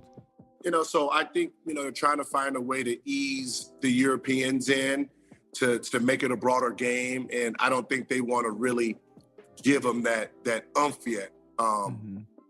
But we're mentally built for it right now. The jury is still out on the Europeans. We see Luka, amazing. Dirk, amazing. Peja, amazing. The ones that came over have been amazing, right? But they need to start understanding that there's a lot from everywhere. There's a lot now. I mean, you can really put an all-star game together, the overseas versus the American. Yeah, absolutely. You can really do that now. You know what I mean? Because you'd be surprised who's from, who's not American. Absolutely. Like Shea is not American. Yeah. Yeah, you know what I mean? So you can really have an all-star game where it's so, you know what I mean? You need to play it down the middle now. Give the same respect to them as you do us, which means you have to put the same type of responsibility on them. Just like there's no way JT's supposed to be in this conversation right now. Yeah. No, why? Yeah. He's 24, 25 years old. Huh? Absolutely. It's like Jaylen Brown is older than him, but you put more. It's like shut up, but that's But that's what media does. Yeah. They try to set you up so you can fail. No, 100%, 100%. And I can agree with you 100%. Like these Europeans today, Luka, Joker, Giannis, although Giannis accomplished defeat, Joel, and Joel's African but just, from another continent. Like these guys, they real guys. And they these guys are top 10 guys in our league. Now with Joel, he's under a very unique circumstance with the American media because they treat him like an American. Even though he was raised in a different continent, for the most part, his formative years was in America. So subconsciously, he does get that kind of Michael Jordan expectation as far as him getting to the finals, winning championships. And also he plays for the Philadelphia 76ers. So he's out there in the East Coast, and basketball is pretty much religion out there. Look at Paul George. He has stopped podcasting if anyone really took notice. I'm always saying East Coast fans, they take their basketball real personal. Podcast P could happen in LA, but if he's losing in Philly, that shit is not going to go right for him. Yes. Majority of them top 5, but they top 10 guys in our league. And I think I didn't even think about it from the perspective of you saying like it's a knock. Like I didn't even think about that. But what I will say is whoever is knocking them, at some point you got to stop. Like these guys are as good as anyone in the league, if not better. And if the thing is, it's a knock and we don't hold them to that standard, that got to go. Because and by the way, I think Luka wants to be held to that standard. I think we know Giannis wants to be. We know Giannis wants to be held to. So I think these guys want to be held to that standard. So it is what it is. The national media subconsciously, they're still stuck on that Michael Jordan effect. The very same way a particular older demographic throughout America who came up when they first started selling TVs on a mass level for everyone to consume. The very first commercials that they seen, McDonald's, Coca-Cola, is really entrenched in their minds. And the same thing is playing out with the NBA media right here. They're overlooking the fact that SGA is the total package. He's winning on top of that. But yet, when we see the media interact with Ant-Man, it's a whole different vibe and energy because it reminds them subconsciously that old unescapable aura that Michael Jordan had provided to the game. And that shit is truly powerful. It built up Nike, and most importantly, it built up the NBA. So every once in a while, in this whole NBA ecosystem that we're all in, the fan bases touch on this topic of Kevin Durant to join the Golden State Warriors. And that's the beautiful thing about the NBA landscape right now. We get to hear directly from the players and a lot of the legends as they put things into different perspectives and more nuanced base with the discussions, because we all forget some of the dynamics that played out with Kevin Durant joining that team. First of all, the Golden State Warriors coming off that 2016 season had lost a lot of their role players. This team wasn't in an ideal position to return the following season to be as strong to take on the Cavs, who also had a pretty deep roster. They lost Festo Ezeli, Barbosa went to the Suns, Harrison Barnes went to the Mavericks. That right there was a blow because he provided great mid-range shooting to the Golden State Warriors. That's why they were so effective offensively. They can hit you from anywhere on that court. And even after acquiring Kevin Durant, they had to get rid of Andrew Bogut to make more cap space.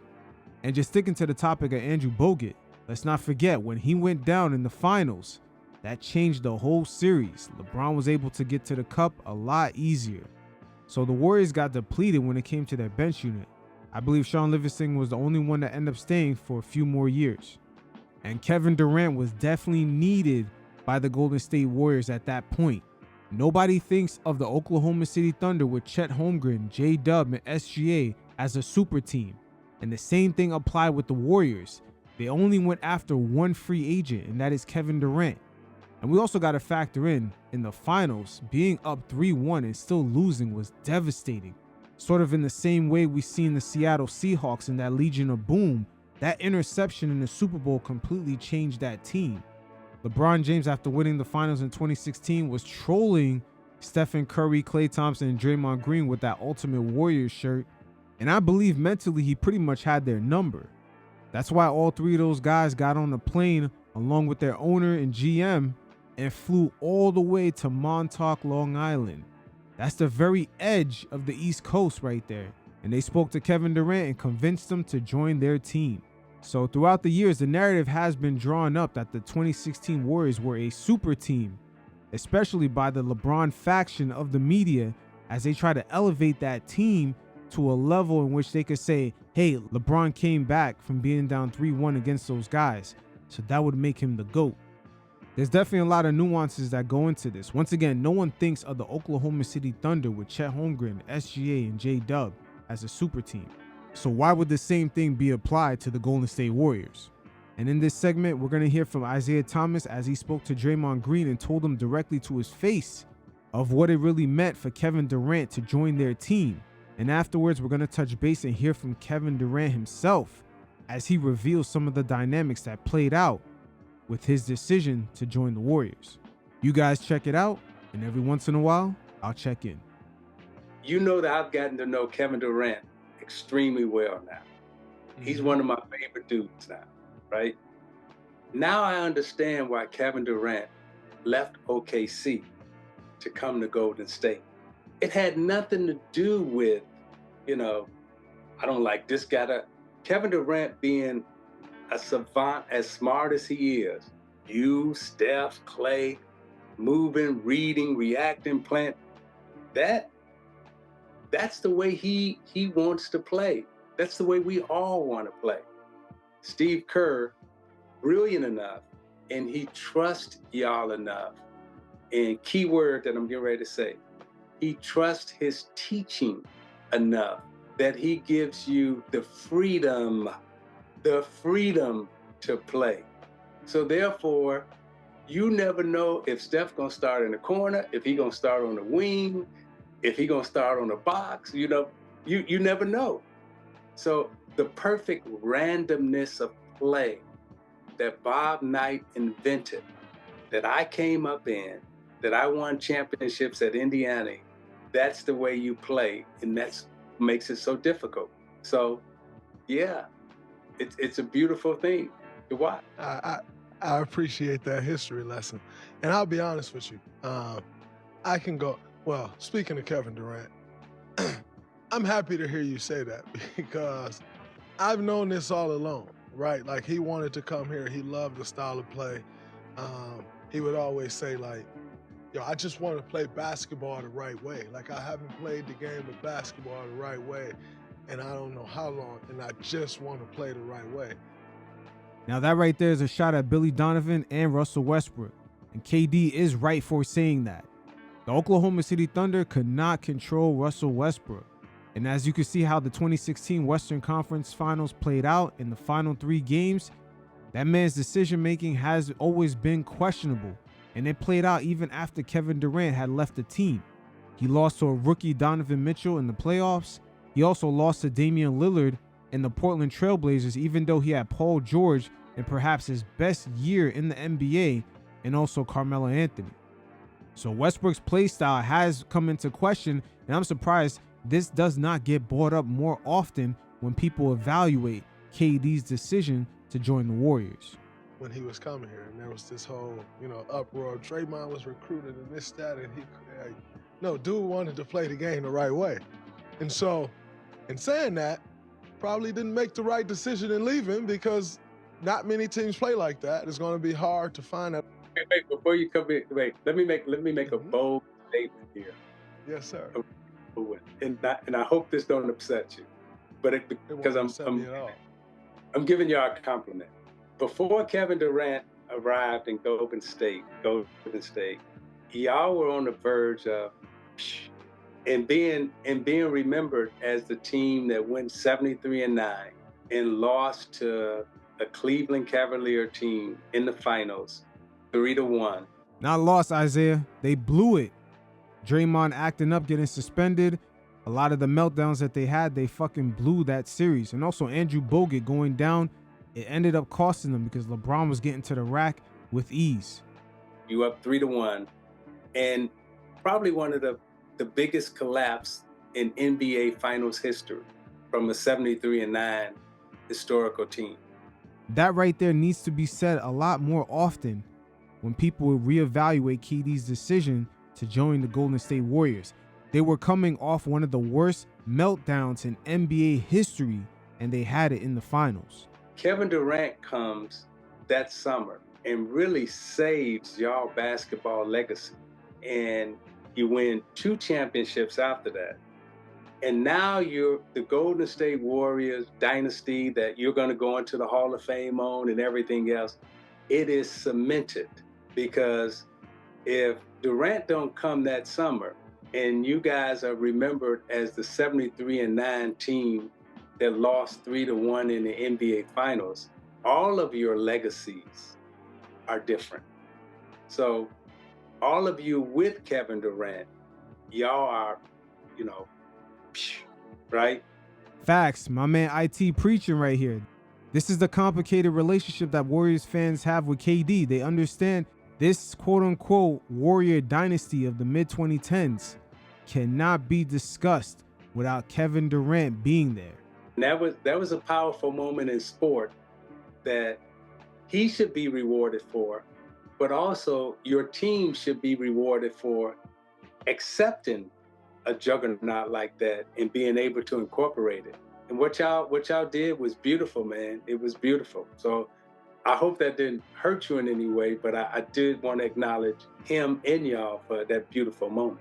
Now, because we get to see things from a crystal ball, as we know the Warriors in 2022 had won the NBA championship, this statement right here coming from Isaiah Thomas, it should not hurt Draymond Green's feelings at all, because that 2022 championship solidified Stephen Curry as well as that Golden State Warrior team with Draymond Green and Klay Thompson.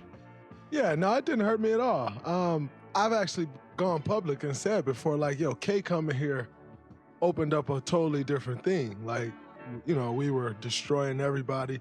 The most feared action in the NBA was a Steph Curry, Draymond Green pick and roll. 2015, 2016, it was the most devastating action you can get to in the NBA during that time. Teams started figuring out how to guard it. When teams started figuring out how to guard that, you know what we did? Kevin Durant came in, it's like, oh, you figured that out? All right, well, let's go see you figure this out now. We're going to get a ball to this dude. He's going to go score. And if you dare send a double team, you're only going to double off me. You're never leaving Steph. You're never leaving Klay. So if you send a double team, you're only helping off me. Well, now we got a counter to that too. You go double off of me, I'm going to catch. And if I'm not shooting, I'm handing off to one of these guys and they shooting your eyeball off. And so we came up with counters to all of that. And I think, I am never one that's going to be like, yo, K got championships because he came here. Like, no, he helped us get championships. Now, what I will say is he never gets the championship if he doesn't come here, because I just don't foresee that happening anywhere else, or else we would have saw it again happen. He almost did in 2021. Had his foot not been on the line, he would have defeated Giannis. But again, that's hearsay because it didn't happen. But KD definitely fits in with what the Warriors do. And it's unfortunate because the media had tricked him out of a prime position of just being on that team. Had he stayed there long term, who knows how many championships they would have had. But it was a match made in heaven. You had us in the way we played our brand of basketball and him wanting to play that style of basketball. You have a face of a franchise in Steph Curry who's so secure in himself that he's not worried about another juggernaut coming over and what that does to him or his legacy or how that, makes him where his standing is in the franchise. And that right there is another dynamic of this whole KD decision to joining the Warriors that people don't talk about too much. That decision said more about Stephen Curry. The fact that he was willing to dim his light in order to gain team success. There's a lot of layers to this situation. Once again, the Golden State Warriors coming off of that 2016 season, a lot of their key role players were no longer there. People act as if that was the same 73-win Golden State Warrior team that returned the following season with addition of KD, and that was not the case.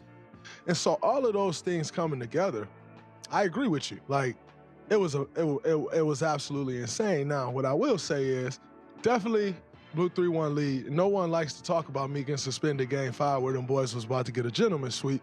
No one likes to talk about that, and it's okay. Go ahead, Dre. Talk your shit, because that's exactly what happened. You completely fumbled the ball with that suspension.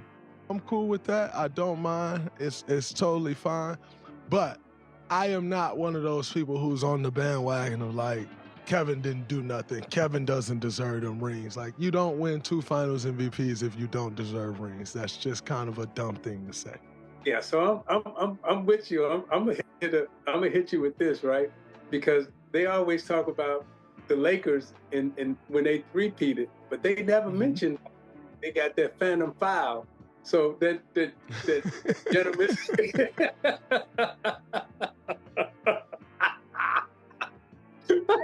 Absolutely. So the Detroit Pistons and Isaiah Thomas, we should have been the first one to three-peat in our era. Hey, that's something that doesn't get talked about too much with Isaiah Thomas. He would have three-peated in an era where Michael Jordan, Larry Bird, and Magic Johnson were relatively in their primes. I believe he was up 3-2 against Magic Johnson, and then he got hurt at the very end of, I believe that was Game 6. And of course, the Lakers went on in Game 7 to win that series. But Isaiah Thomas, not only he's one of the most highly intelligent players to ever play the game, he is the greatest little man to ever do it also. The other thing I do want to give Steve Kerr some credit, because the brilliant mind and the way he molded and got all of you to trust and believe that this was a great way to play. So all the things that you said, I do want to add Steve Kerr on top of that, because coaching really does matter. And he was the perfect coach for all of it. So now we're going to hear from Kevin Durant as he briefly touched on the reason why he left OKC, and he makes a lot of references to the Thunder's play style with the team that they had. And I'm just going to sprinkle extra sauce on it just to throw it out there of the situation with Russell Westbrook not necessarily getting KD the ball in his spots. Again, when KD had joined the Warriors the following season, and you just see the way he was able to catch and shoot, his efficiency numbers were through the roof. And a lot of the games he only played into the third quarter. For the first time, us as NBA viewers got to see KD play in an actual system where he really looked like the ultimate weapon. It's unfortunate, but the narratives are really strong on this overall situation. When it comes to Russell Westbrook, he's never had success alongside another player in the playoffs in the same level that he had with KD. That right there says a lot more about Durant. That's how good he is. What went into like you even just going over there? You know what I'm saying? When you match up with all the other teams that may have been interested, it was just that brand of basketball. Bro. Yeah. Everybody touched the ball. Everybody gave up shots to go find a better shot. Like, we all want to play that way. I feel like in OKC, we had a lot of specialists. We had dudes that played defense but really couldn't score on their own. KD is talking about Andre Robinson. He basically made up on the defensive end for Russell Westbrook, and Russell Westbrook himself wasn't as much of a shooter. But of course, because of his athleticism, he can create. But it's not like he did it in a way where the spacing could make things a lot easier. Really couldn't shoot the ball. We had a guy that probably can shoot but can't really guard that well. So there's a lot that go into trying to make that offense work. See right there, the second part, a guy that really can't shoot, but he can't guard well. That's Russell Westbrook right there. And we did a solid job, but I'm looking at Golden State, and they calling me, and I'm like, shit, average probably 120 a game. Hell yeah. Adding you to the equation for damn sure. I don't worry about the zone every time I catch the ball. And also, KD, you don't have to worry about Billy Donovan not calling out Russell Westbrook on his bullshit. That era was truly the height of the player empowerment, where franchises were tethered to stars and they were in fear of them perhaps maybe asking for a trade, etc. Top locking me, double team. For sure. Game start. I remember the joint, I think it was Cleveland. You came down the lane on a fast break and somebody ran to the corner and you just came down and dunked it. That to me sums up like what that team was, because it's like you coming down the middle on the fast break, Clay in one corner, Steph in the other. What the fuck is you gonna do? Man, that just spoke to how smart you got to be on the other end. Yeah, we it's constantly stuff like that all season, where we don't even run for layups. Whoever got in the middle, we just going straight corner to corner, and we got somebody trailing and go downhill. And so many times it's like the bad shot or turnover, Right. we get whatever we want. You know what I'm saying? So I felt like we made the game better because you had to come with it from the first possession of the game, or you can get blown out. Yeah, for sure. Like, and we went on third quarter runs that was insane. We had 50 points in the third quarter. Hey, those were the games I just mentioned with KD just shooting like almost 60%, like shooting over 55%, and his night was done by the third quarter. There was one game in particular where he could have broke a record, and Steve Kerr just had KD sit, and KD was content with just, my night's already done. That's how seamless it was for him to just be with the Golden State Warriors. Very unfortunate. I believe a lot of the faction of the LeBron James media try to perpetuate a narrative to shame Kevin Durant for being in Golden State and forcing him to leave in order to solidify his legacy. It's very unfortunate. I think the other thing what I was thinking about was why I said it was your third year is because I think that year, you know how the business of this shit, how the contracts work was like it kept getting harder and harder to keep the team together. So like people don't realize the end of that bench was a little light. You know what I'm saying? Light the third year. And some of them guys is my guys, but I'm just saying it wasn't what it was in previous years. So like when you go down, that team wasn't built for you to go down. Facts. And it said a lot about the Western Conference, the fact that Damian Lillard and CJ lost to Klay Thompson and Stephen Curry without KD and without a proper bench. They pretty much got swept. So the real question is, why did the Portland Trailblazers make it all the way to the Western Conference Finals? Once again, Russell Westbrook with a prime Paul George coming off of being number 3 voted for MVP alongside Carmelo Anthony. All those players on his team, he could not beat Damian Lillard, who pretty much got mollywopped by just Klay Thompson and Steph by themselves. Come on, man. The proof has always been there why KD left OKC. When you go down, that team wasn't built for you to go down. Yeah. You know what I'm saying? Because if it was, then they could have withstood it a little bit better. And then all our gimmicky defenses and all this shit probably wouldn't have had as big of an impact. You know what I mean? So it's like the team building aspect kind of, I think that was probably the last year of, well, I mean, y'all try to do it in Brooklyn, but again, those teams wasn't built for 3 stars. You could put 3 stars together, but if one go down, then you get to the end of the roster, and that should be a little light sometimes. I feel like, because I hear this a lot. When you got 3 scores like that, and then the end of your bench, you don't have at least a couple scores like your starters, it won't work. Like if you just say, all right, we got 3 scores, we need to fill the team out with specialists on defense and guys that can catch and shoot. I'm like, that's not usually the way to build a team when it's like we got an identity in the starting unit of guys that just go get baskets, go score efficiently, create advantages, and then you go to your bench, you don't got the same type of guys. I'm not saying the same level, at least a drop off or you ain't got none of that level of guys that can get baskets in the second unit. So sounds like KD is talking about the Phoenix Suns. Unfortunately, by the time he joined the team, the league rules had shifted and the Phoenix Suns were pretty much handcuffed because they already had Devin Booker's contract, Bradley Beal, and Kevin Durant. Matter of fact, they could have had a lot easier time constructing a roster around Kevin Durant had they never pulled the trigger for Bradley Beal. So, you know what I'm saying? Like, we didn't build, a lot of those teams didn't build like that, and then you put guys who not used to that type of usage on the ball. Yeah. But if you think about any team, though, you know what I'm saying, to replace you is fucking like, you know what I'm saying? But you still can get somebody that can go get you 12 or 15 points. But we don't need that, though, until we do. So let me ask you this, because you're in Brooklyn, your man, Mike James. He could have been. Perfect guy, but it didn't work out. It should have, though. He should have kept Mike James. I know, but we don't need him to do that in the regular season. We don't need it till we need it. You know what I'm saying? Even he played solid in the playoffs, even with Kyrie, because James went out. He's a bucket. I fuck with James Mike. went Shout out. out We to just Mike. need somebody to handle the ball and not turn it over and create for themselves. And he can still guard up. He can still shoot the 3. Like, we needed more of those guys. Like, we seen it when Kai and James went out.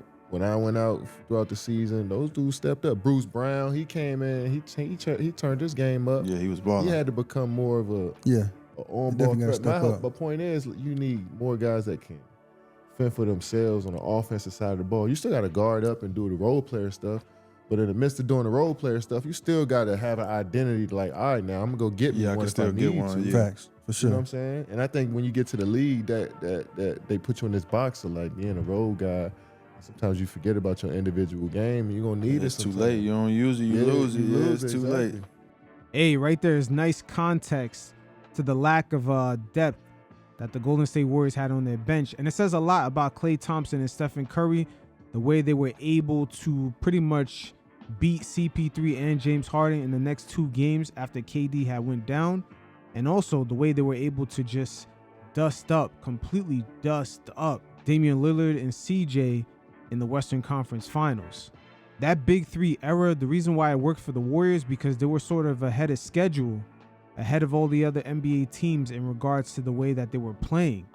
All the 3-point shooting, and by the time KD even had joined the Warriors, other teams just started beginning to close that gap. But again, with KD's decision to join the Warriors, it gets discussed from such a basic level because of all the narratives. They make it seem like the Warriors had an untouchable team and never factored in that they lost a lot of their role players. They were so top heavy with talent. We saw for the first time the very thin margins that they had to operate on. Any little mistakes, they almost had to be perfect going forward in that finals matchup against the Raptors just to make that series go into 6 games. And on top of all that, once Klay Thompson went down, and he was perfect in that series. He was playing great defense. He was scoring. Klay was in a zone. But once he went down with that injury, it was over. So this sit down with Fred VanVleet and Kevin Durant had a lot of gems in it. My man Fred loves to keep it a buck. Very honest, especially coming out of that G League. He went through the gauntlet of NBA purgatory and came up out of it triumphant. So he leaves no stone unturned. But the fellas touch base on quite a few things. The small ball era ending, the effect of NIL on the younger players coming in, especially with Fred giving a lot of insight on how unstructured the Rockets was when he first arrived. They also touch base on different kind of superstars and their impact on winning. This was good. KD was definitely off that cush. And again, Fred made sure the conversation stayed honest, as he even asked him about never brushing his hair. But you guys check it out, and every once in a while, I'll check in.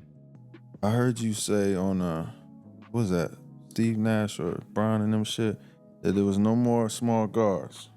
What'd you mean by that? See,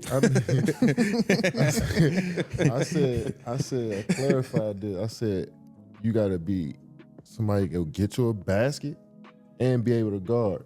That part. And hold your own guard in the first unit. I said you can play in the league, you might not be a starter in the league. Right. Set up guards, if you're just coming down the court and not creating no advantages, not knocking down no shots, just coming up trying to make a pass, I don't see it no more in the league. Man, you ain't on shit. Like you gotta at least get downhill, come down for pick and roll and knock down a deep 3. For sure.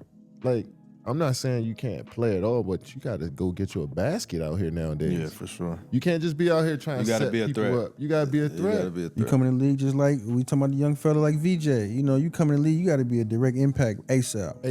If you're Especially a guard, on the ball. On the ball, you can't just be coming off a pick and roll and just throw it just so you can go to the second side, Right. throw to the big and then run to the corner. Like, Now, the league definitely has gotten younger and younger in the past few years, especially when Luka and Trae Young came in.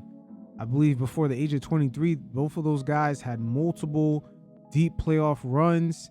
They made all NBA teams, and they kind of set a new standard of where a player should be at by the age of 23. And when it comes to the teams of today, due to the fact that the past couple of draft classes, I would say in the last like 5-6 years, have created a lot of combo point guards, guys like Cade Cunningham, and even to a degree, Paolo Banchero. There's been a lot more of those archetypes, but it's hard to tell if teams are really forcing that on some of these younger players, or how many of them could effectively lead a team to win multiple playoff rounds in that role.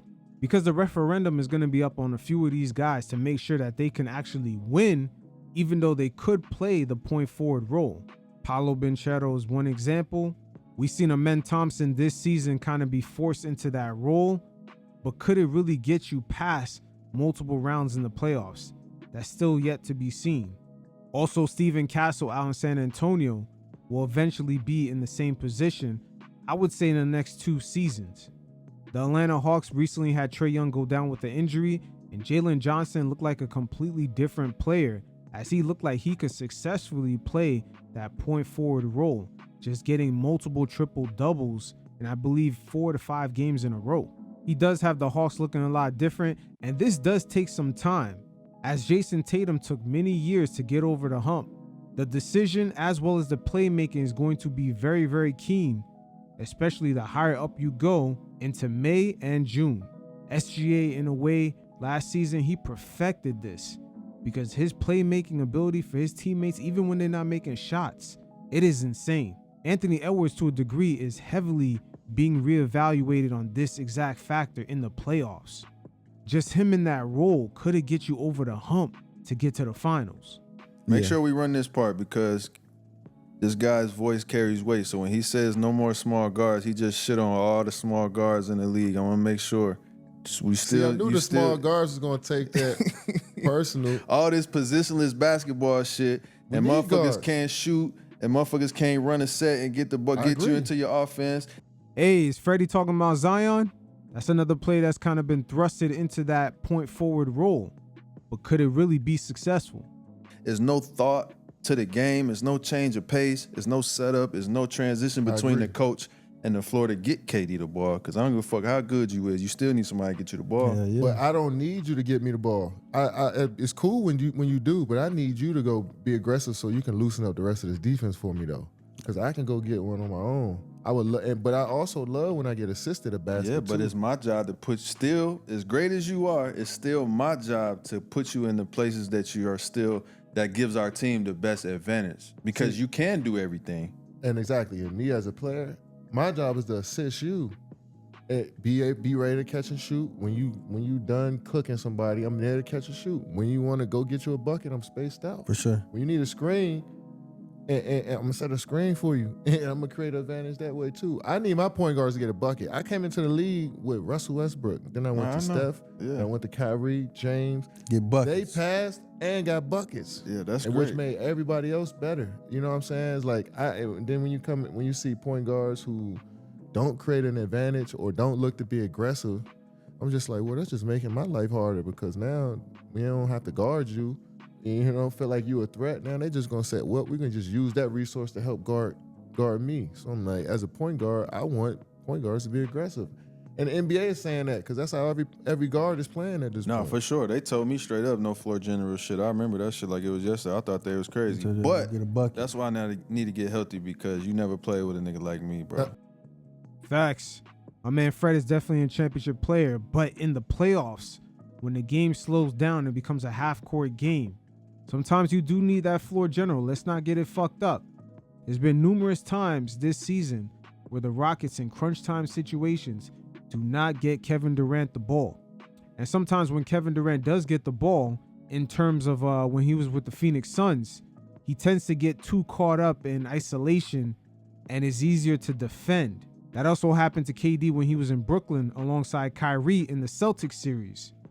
I can do both. Every game, I'm sitting there like, I can do both. I can do everything you saying in terms of being aggressive and getting my shot, but it's still a whole nother aspect to the game that is lost right now, where it's like, yeah, we putting dynamic threats on the ball, but it's like at that point, it's damn near pickup. And when the game slow down, it take a little bit more structure to it, you know what I'm saying? To even just to ride the ebbs and flows of the game, of like knowing when a guy need a shot, knowing how to take advantage of the defense, like on the second side too, because just because they doubling you, that first pass not always a shot. You're right. You still need another play out of that. It might not be a shot, but it might be to get downhill and make another play. So I would say more like just a playmaker. But VanVleet going in right there, because a lot of teams, they don't call the NBA a copycat league for no reason. That exact scenario Fred is talking about right there is happening for certain teams in the playoffs, like the Orlando Magic, the Cleveland Cavaliers, and to a degree, the San Antonio Spurs. If you look at their fourth quarter in the Cup game against the Knicks, this exact scenario played out. Matter of fact, it played out in both of their games against the Golden State Warriors when they had that back-to-back, all in crunch time situations. But we'll see. A lot of teams do have this setup. You could look at the Chicago Bulls, the Charlotte Hornets, the Washington Wizards, the Portland Trailblazers. Almost the whole league is set up this way. But if you look at the younger teams, when the game gets slowed down, sometimes they do need a setup, man. Going into draft night, you knew you was getting drafted. Draft night was fucked up because I did 18 workouts. And that shit. So I worked out for 18 teams in 30 days. That's crazy. I blame my agent at the time because I didn't have to do all of that shit. But it was good for me because it built me like stronger, you know what I'm saying? So I did a draft party and everything because there was a couple of teams in the second round that was interested. But when it came down to it, like the conversations we was having, like, we're gonna take you, but we're gonna put you in the G, or we're gonna take you and send you overseas and shit like that. I'm like, damn, I ain't got a chance to make the roster. Like, I can't get a training camp joint. So then it came down to my decision was like, how bad do you want to hear your name called?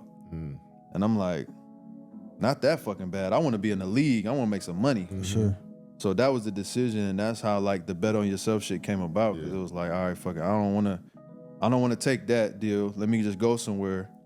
Dan Tolzman, I knew, who was the assistant GM with the Raptors. He was a fan. He fucked with me heavy. You know what I'm saying? So I'm like, I got a chance over there. Then I went, and then everything just played out. That's a iconic moment for undrafted players, like the draft party, then choosing Raptors. Because that's a decision too. You got to make that right decision. Make the right you call. got to make the right one. And a lot of dudes now are starting to make that decision based off of what you did. Like, no, I ain't trying to hear my name. Let me go to Dallas, Ryan Nembhard. You know what I'm saying? Like, Ryan Nembhard, Austin Reeves. Let me go to the Lakers. Like, you know what But I'm saying? that just goes to show you like how much like confidence you got in your skill set. You put me in the room with anybody, I'm a ball. You know what I'm saying? Like, and it also shows you how much talent is coming into the league. The Jalen Brunsons coming out of the second round, the Jokic's, man. And the NBA is globalizing too, so you got all that talent from all around the world just coming in. No wonder we keep hearing about expansion talks. It ain't too many people that's really even thinking like that. They want to get their name called. They got the family around. They fall into that shit. And it make you realize how much you don't really need these agents or these gatekeepers of the game. Speak on it for sure. You can speak for yourself, and your game gonna dictate your value for real. That shit really come from within though, bro. Like, put me in front of anybody, bro. I feel good. Like, whether I win or lose, I know I'm finna, you know what I'm saying? Like, I know the guys that I play against. A lot of them that people love and praise, I know they know what time it is when I'm out there. It just is what it is. Whether they ever say it or they don't, I feel good against anybody. I think that's just like a hooper mentality. Man, I'm not gonna lie, I've been to quite a few NBA games, but I've never seen a shit talker like Fred VanVleet. He goes off. And unfortunately in the draft, they don't measure the mentality of certain guys. You look at the Jalen Brunson archetypes, the Jimmy Butlers, the Fred VanVleets. Those guys are definitely, I would say, championship players. They're gonna come at you. They may not have the Giannis type talent level, but when it comes to just winning and in crunch time moments, these guys are not afraid of it at all.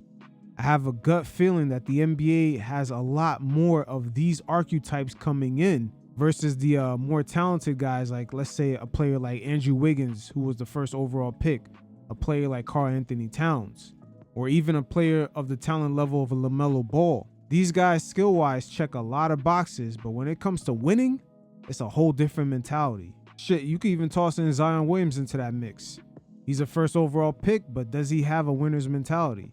I feel like a lot of that has to be cultivated at a young age, in my opinion. I feel like you got to be in them wars as a 9, 10, 11-year-old where games actually mean something to you.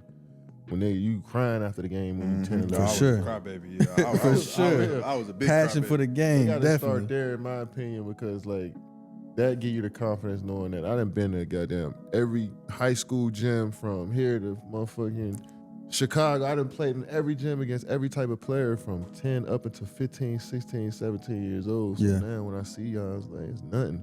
But niggas ain't really hooping. No, they not hooping no more. And putting themselves in the positions to go up, be mano a mano against whoever.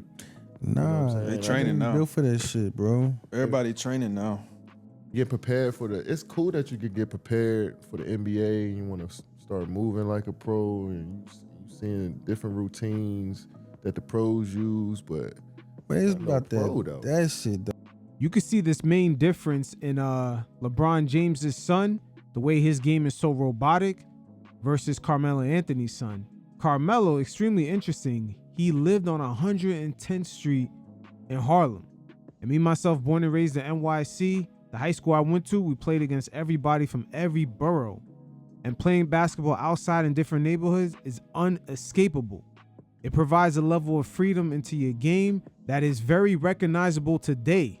LeBron's son, no disrespect, his game is very robotic. You can tell that he grew up with nothing but trainers around. And Carmelo's son, even though he's the captain of the Knicks, he lived in an area, for those of you that are coming out of NYC, you understand what I'm saying right here. Guys could interact with anybody. And especially when you're a young kid, you just want to go to the park and hoop. You could just see it with Melo's son. The way he interacts with his teammates, the way his game is kind of read and react. Versus Bronny James, where his game is more robotic. It's almost like a play. Like, this person is supposed to do this when I turn here. But what happens when that person's not there? Like, his game is very robotic. Not only is night and day between the two sons, it is very noticeable. Though, like, you gotta have that pro, dog though. in you though. You're supposed to be a foot soldier at this point. You're supposed to be outside playing all day. For You sure. know what I'm saying? And Sounds like most kids out of NYC. That's why Carmelo Anthony's son, that's why he looks the way he looks. His relationship with the game is very different than LeBron James' son. I think Bronny has to go down with the G League and travel with the team and go through the gauntlet down there. Go through that NBA purgatory so he can actually come out of it a more developed player. There's certain nuances of the game he's not going to pick up on the NBA level. That's not the place you should be picking up certain instincts. I think Concrete. You're supposed to be on that concrete. You got to get that concrete. Speaking of the concrete, I think you probably should have had this shit in your contract, like Michael Jordan, that passion for the game shit. That's all you do is play basketball. We all Basketball. got that shit, man. Yeah. Yeah, come on, man. Like, that's hooping outside, bro. Like, The Rucker Park shit, when you went crazy in Rucker Park, was like you was in OKC at that time. Yo, Was they mad? Was they mad about that? They couldn't say nothing to me. Yeah, I it mean, was, you it couldn't was say nothing to lockout. you, yeah. It's Oh, lockout. that was during the lockout. Yeah, you can't y'all was have going no crazy that conversation summer. with nobody. Oh so, yeah, like, it took full advantage I of ain't that. getting paid anyway, so Yeah. I'm gonna go hoop. Hey, Bronny James might have to go down to Rucker Park, feel that environment, feel that energy, because he's definitely a bit too polished, but it is a sign of the times. Not only the AAU and the trainer economy is affecting guys who are coming up, but also NIL. You got players who are walking across the NBA draft stage who already cashed in $1 million checks. That right there is a brand new dynamic for the league, and things were already kind of muddy with guys now going to be making what? $100 million if you're a super max player, a guy like SGA. They're going to be making 70, 80. By the time it's 2028, 29, guys are going to be making $100 million a year. So where they're going to find their edge in order to stay hungry and competitive? The fellas right here give great insight to this. Does help. But if you love the game, if you love to get better, I think you're gonna want to stay around regardless. Absolutely. You know what I'm Yeah, gym rat gonna be a gym rat. Yeah, I think that's gonna always be the common denominator. Is like, do you love to play? You know what I'm saying? Because a lot of dudes might stick around knowing that I could play the game and get this check. So yeah, I'm gonna stay around. But like being a good dude, knowing that people gonna just want you around just because you're a solid dude and you get paid, but you don't really love the game. For real. So now that shit started early. You know what I'm saying? Just going into like the NIL, like they giving them so much money now. It's like they changing their whole mental approach about the game. It's like, yeah, it's just like if you love to play, you love to play. And you can see those guys who love to play the game and who know the business and who know how to stick around in the NBA. It's a lot of dudes that just know how to stick around. You know what I'm saying? Say a name then, Kay. He talking about, hey, love to just stick around. Man. You with Freddie V, man. Say a name. Drop a name on their ass, As the shoe fit, man. Mm-hmm. But I know the ones that love to be around it, who are enthusiastic about still being in the league, still playing every day. But I think the game getting better, bro. I think the game getting better. I think the game is at an all-time high in terms of just basketball-wise, but I'm with you. It's like the soul is a little... you can't have it all. You can't have it all. It's the soul of the game, like which is roll the ball out, go play. We're not thinking too much about the game, how the game really started from for sure. the beginning of it. You know what I'm saying? Like robots almost. Yeah, it's more like- robotic. Yeah. We're now in a society where we're entering efficiency for everything, whether it's business. You can even take a look at Netflix for an example. The movie experience is kind of being phased out because it's inefficient. It's real expensive to put the movies out. Netflix rather have you stream everything from the convenience of a Wi-Fi connection, while that same mindset and approach is being applied into sports. Teams want guys shooting at a certain efficiency. It's making the game robotic because a lot of the analytics crowd, they forget that this is an entertainment product. What happens when it's no longer entertaining? Especially with a younger generation of kids who have a lot more options when it comes to their entertainment value. So that is a dynamic that Adam Silver is fighting through. That's why the in-season tournament has been introduced. There needs to be more variation than having just teams play 82 games, waiting out 6 months in order to see high-intensity playoff basketball. And speaking of playoff basketball, Fred VanVleet and KD actually touched on some of the dynamics that are playing out with the Houston Rockets this season, starting Amen Thompson. And also, Fred lets it be known of how unstructured the Rockets were when he first arrived. Because your career, like, changed when Absolutely. you had these year-long injuries. Like, you got to stare almost, like, I don't want to be too dramatic. You staring death but in the face, you bro. stare your Nah, for basketball sure. death in the face when you had these ACLs, Achilles injuries, and you sitting there like, nah, this can't be it. Like, I No, I ain't going out like I can't this. do this. Like, This ain't I gonna got be the more to end. do Hell out no. here. This ain't it for me. You know what I'm Right. saying? And And- it's a real eye opener. I wonder if you felt the same thing. 'Cause Yeah, this my- your first real. It's my first real surgery. injury in life. Really? Yeah, like I Yeah. had some hamstring shit. I did the same thumb did, thing. yeah, you did the thumb last But that year, was but 4 that's- weeks. that's nothing, in the but- mid, that was a championship year. That was 4 weeks over All-Star break, so it was really 2 weeks. And then I came back. But this was like my first real injury in life. So then, you know, I've been able, like I said, bro, where I come from, like, be able to have a good perspective on life too. And that helps me. So selfishly, I want to be out there. I want to be rocking. I haven't had my best years in the past 2 years because I've been doing so much other shit. Like contributing to this group to be in a position to go get a Kevin Durant, and that's all we need to be a contender. Yeah. That doesn't happen if I come here and I drop my nuts on the table. Yeah. And I shoot every shot and I Right. say fuck everybody. I didn't do that. Yeah. So I'm looking forward to getting you just so I can get my shit off. Yeah, that's exactly what I feel. I'm like, I feel like I sure. can just put people back in the positions that they supposed to be You're in. not gonna have a 6'7" dude guarding you, all trying to pressure you full court now. You know what I'm saying? You know what I'm saying? Like, I just and when we lose, I don't even look to look at you when we lose because I'm just like, we all know, like. But when we win the game, I'm just like, we could have even won better tonight. For sure. That part. You know what I'm saying? sure. For sure. The process could just look way more So much dominant easier, yeah. with And Fred out here the right only now. thing that I'm taking stride in is two things. Is that number one, everybody is looking at this shit like it's championship or bust. I'm not. Right? I know that about you. Number two, I know from studying the game how much more you got to give to this shit, right? So I'm looking at everybody focusing on this shit like this is all that it is. And I'm saying, okay, if we end up a top 3 seed all year without me, you know what I'm saying? We don't even have to talk about my production. Just the buffer between me, Ime, and the team.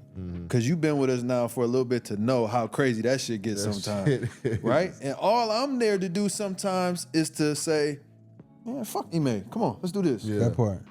And it just bring everybody down to where we can play. You know what I'm saying? Obviously, you add my production in at the tail end of that. I'm going to get in where I fit in. But that's how I'm viewing it, is like, I want us to do good, because if we do good, that means that we are a real contender. You have to be able to survive some of your best players not playing if you're a real contender. You do. If we can't survive me being out, we ain't shit. You're right.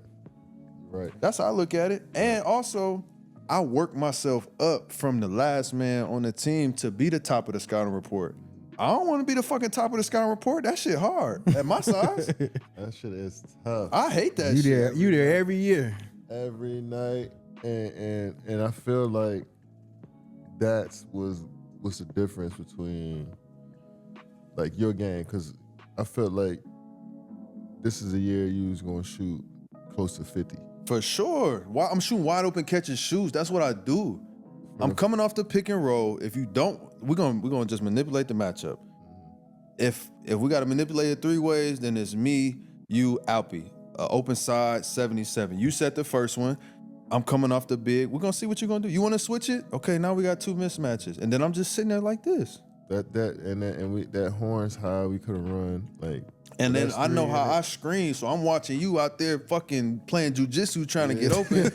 And I'm like, bruh, I know I could get this man open. Yeah. You know what I'm saying? And then I'm just shooting, sitting there, catch and shoot. But I take that energy that I feel for myself, and I try to give it to Reed. I try to give it to Aaron. I try to give it to Amen, to where it's like, this is how you can be successful alongside another guy, because I did it with Kawhi. Yeah. And Kawhi was way less of a passer than you was, because he was just in attack mode until we got really good at the end, and then he started spraying it. You know what I'm saying? Whereas you more so probably the best plug and play ever. Facts. This is what made KD so perfect with the Warriors. They ran the perfect system to just almost add KD as a missing puzzle piece. Like, he just fit in perfectly. And had he stayed there, God knows how many championships they would have won. That's even with Klay Thompson kind of struggling after his injury. They still would have been a crazy-ass team to beat. In terms of any team, any year, anybody, you can play. You know what I'm saying? Like, some guys need the ball. I pride myself on being able to figure it out amongst a lot of different play styles. But it's hard. It's been hard this season for sure. No, for sure. We don't play traditional way I played. I haven't played with big fella like Alpy, and then on top of that with another one like Steve, and then having Twin who's 6'7", do it all. Motherfuckers. You know what I'm saying? I haven't played with this much size before. Yeah. And that size right there might be the Achilles heels for a lot of these teams, including the Oklahoma City Thunder. Let's not forget, they do play small. Isaiah Hartenstein is the additional player that they added that gave him that size, because Chet is still working on his body to get it filled out. The chapter on the small ball in the NBA is beginning to close, and I'm wondering how Steve Kerr and the Golden State Warriors will adapt to it. And year, what, 19? What year are you in? 19. You in year 19, this is a new challenge. Ain't that just the beautiful part about the game, though? Right, you know what I'm saying? Like, bro, there's so many challenges that just come about, and you got to solve them in real time. Oh, for real. And that's why I wish that I was out there helping you solve them, but it's only going to make us you know better. what I mean? Y'all holding it down, though. Y'all holding it the fuck down. That shit look good. I know it don't feel good all the time. It could be better, though. I know. And I'm not going to say, I mean, obviously, I miss you out there every day. Yeah. I'm always feel that way. But even with how we playing now, I just feel like we haven't even scratched where we should be. Not even close. For sure. You know what I'm saying? And it's not about us losing some late games or winning some late games. It's really about the process of us. Our process fucked up right now. It could be better. Yeah, our process it could be fucked up better. right now. And we got the talent, we got the coaching staff, we got the size, athleticism to figure that shit out. Boy, I just wish you could have seen this shit when I got here 2 years ago. Oh my God.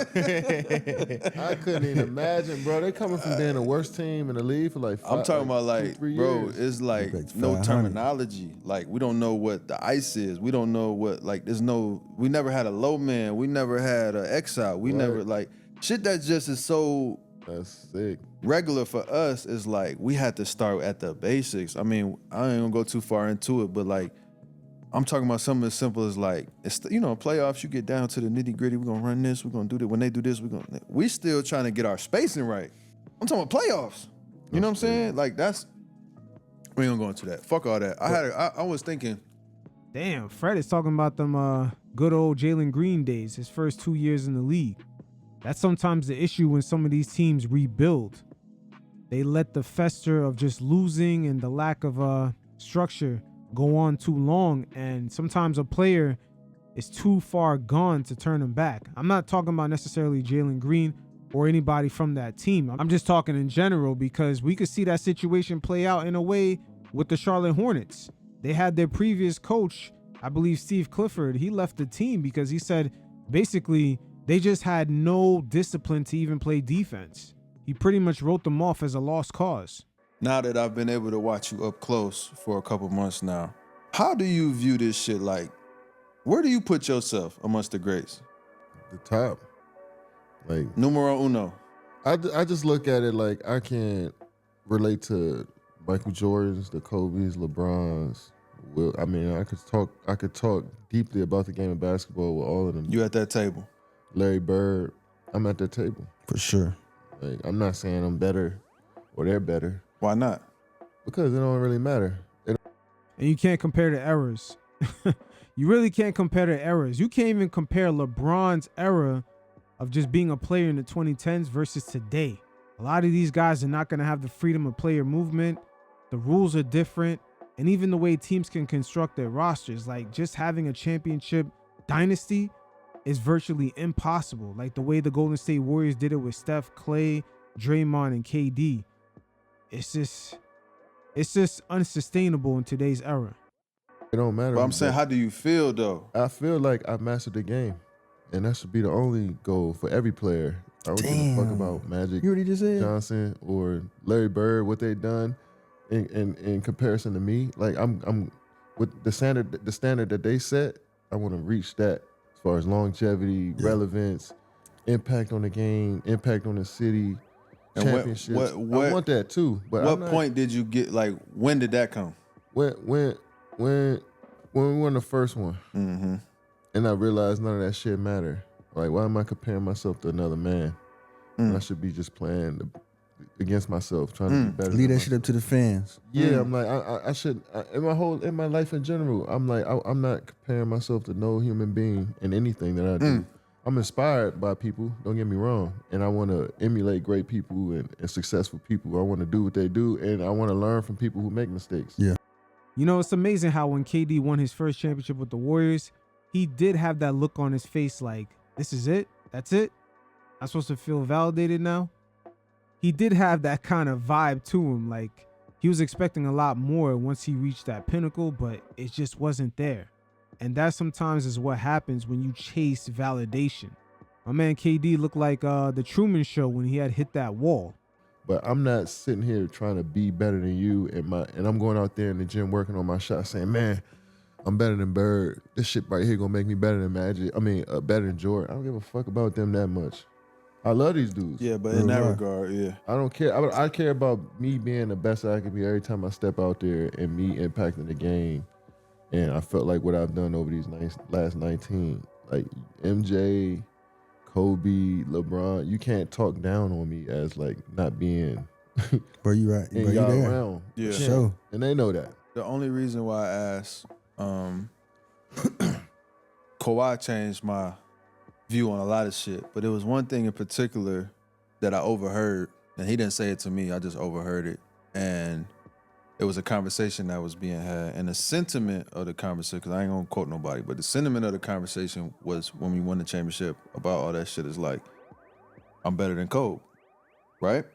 I had the same reaction because Kobe is my man. Like that's it for me. That's as good as it get for me. Now, Kawhi may have felt that way.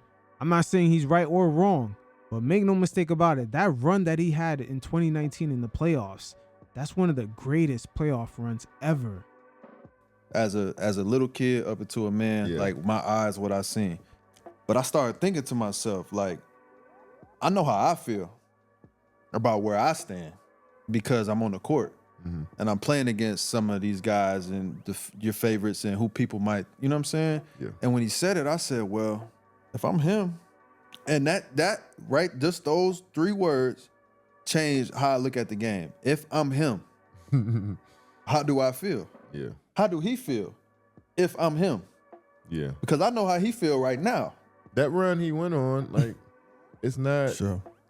It's not many runs better. Yeah, you know it's what I'm not a saying? bad thing to feel that way. But I don't like to use dudes as an example and say like, oh, since I did this, I'm better than this. Right. You know what I'm saying? When he has some runs too now. No, for sure. I'm just thinking more so But like I get the that, mindset. I get that mindset feeling as though you drop me. Kawhi probably feel this. You drop me anywhere, anytime in the history of Earth anybody playing basketball. I can Yes, do this for sure. anywhere.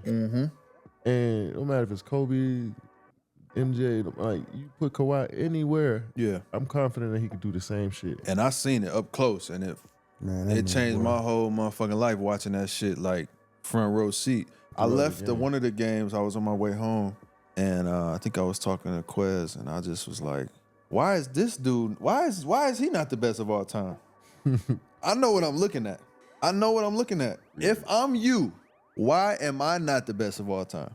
I mean, what's stopping me from feeling like that? That's what I'm saying.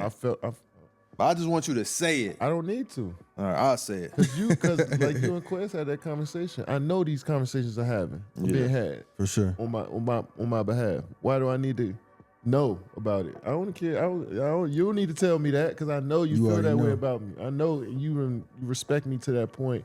Anybody who watched the game respect what I'm bringing to the game of basketball because I love the game. I just wonder. I mean, I know now because I've been around you long enough, but before I had a chance to be around you, I just wonder if that was something that you felt, or like some guys have things that they need to get to before they reach. Like, all right, this is what I'm going for, and then I can say that. So I never lacked confidence in myself, but I always then felt the need. I don't need to say nothing to nobody about how great I am because it's like.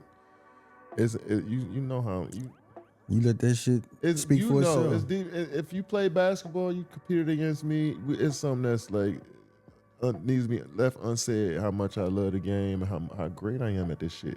So I never felt the need after a while. So you don't have a ranking? Nah. Now this sentiment right here from Kevin Durant is really expressed by a lot of the GOATs.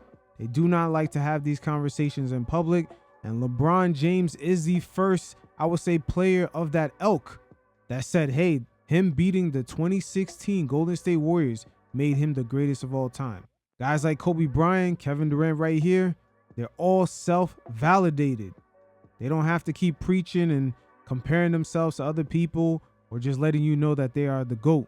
It may go down as one of the biggest missteps in the branding of LeBron James, them having to propagate with Clutch Sports, Rich Paul, and other various people throughout the media, the minimums of just trying to influence the audience and make you believe that he's the greatest of all time. It's a huge misstep. Take yourself out of it. You don't have a ranking. I look at who mastered the game. Who mastered the game? Look at it. Kobe, Michael Jordan, Hakeem Olajuwon, Kevin Garnett.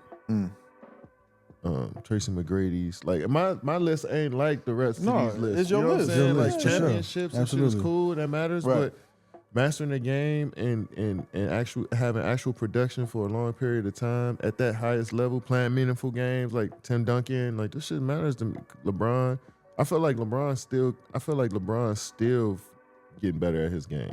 Man. It's crazy. You know his old man game is crazy. I just feel like he that too. recently mastered his game. His old man game is at crazy. Like 38, which is insane just to recently say. mastered. I feel like it. he just recently, because he added a 3-pointer, he added a fadeaway, more consistent. Yeah. You know what I'm saying? But I look at it that way. I feel like the Jokic's. I feel like Shea. I feel like Jason Tatum. I think he's on his way to truly mastering who he wants to be. But I feel like even some of these younger dudes in the league who not considered all-time greats, in my opinion, in my book, in my view of game, they all-time greats to me. Right. Now, one of those players, he's not so young, but I would put SGA in that category. The way he's performing and just shooting from the field, my man is almost like a center. His field goal percentages, whether it be contested or uncontested, is quickly approaching some legendary status. He's already in a very rare list of guys who average 30 points per game and won the NBA Finals. That's Michael Jordan, Kareem, Brent Berry, and SGA. I like that. That's why I feel like I have the need to say Freddie Stamp, because I can see it and I played against it and I know that he can be consistent with this. Even though it was earlier in your career, I feel like this can happen for the next 5-6 years. No, you seen it. You see what I'm saying? So that's how I look at the game. And I used to have these lists, but after a while, you look around, it's just like, none of this shit genuine. You're hearing these lists from people who never really stood in the fire. You're also hearing these lists from people who have agendas, aka Bleacher Report. They made the greatest of all time list, and it featured LeBron James as number 2, even though he's still playing. Bleacher Report's parent company, Warner Brothers, is in a partnership with LeBron James and his production company. Matter of fact, that right there is what really makes LeBron James the GOAT. It's the off-the-court moves, putting his friends in certain positions where now they're almost figureheads of power within the NBA. Look at Rich Paul. That right there is really what makes LeBron James the GOAT. It's how he moves around in life. And a lot of us could take examples from it. Never really understand what it's like to compete and play basketball every day and make this a part of your life. This is a routine that people can't really understand who you in it every day. So for you to be creating lists. Y'all doing this shit at a high level, bro. But the mental side of just your whole life is centered around this shit. Everybody in here is here for hoop. That's it. That's what make the world go round. Everybody in here is here in this moment because Fred love hooping. Right. You know what I'm saying? So it's like everything is centered and this is the source of it all. You know what I'm saying? So like the ones that really look at it that way, carry themselves that way, and want a long career, I can see that shit.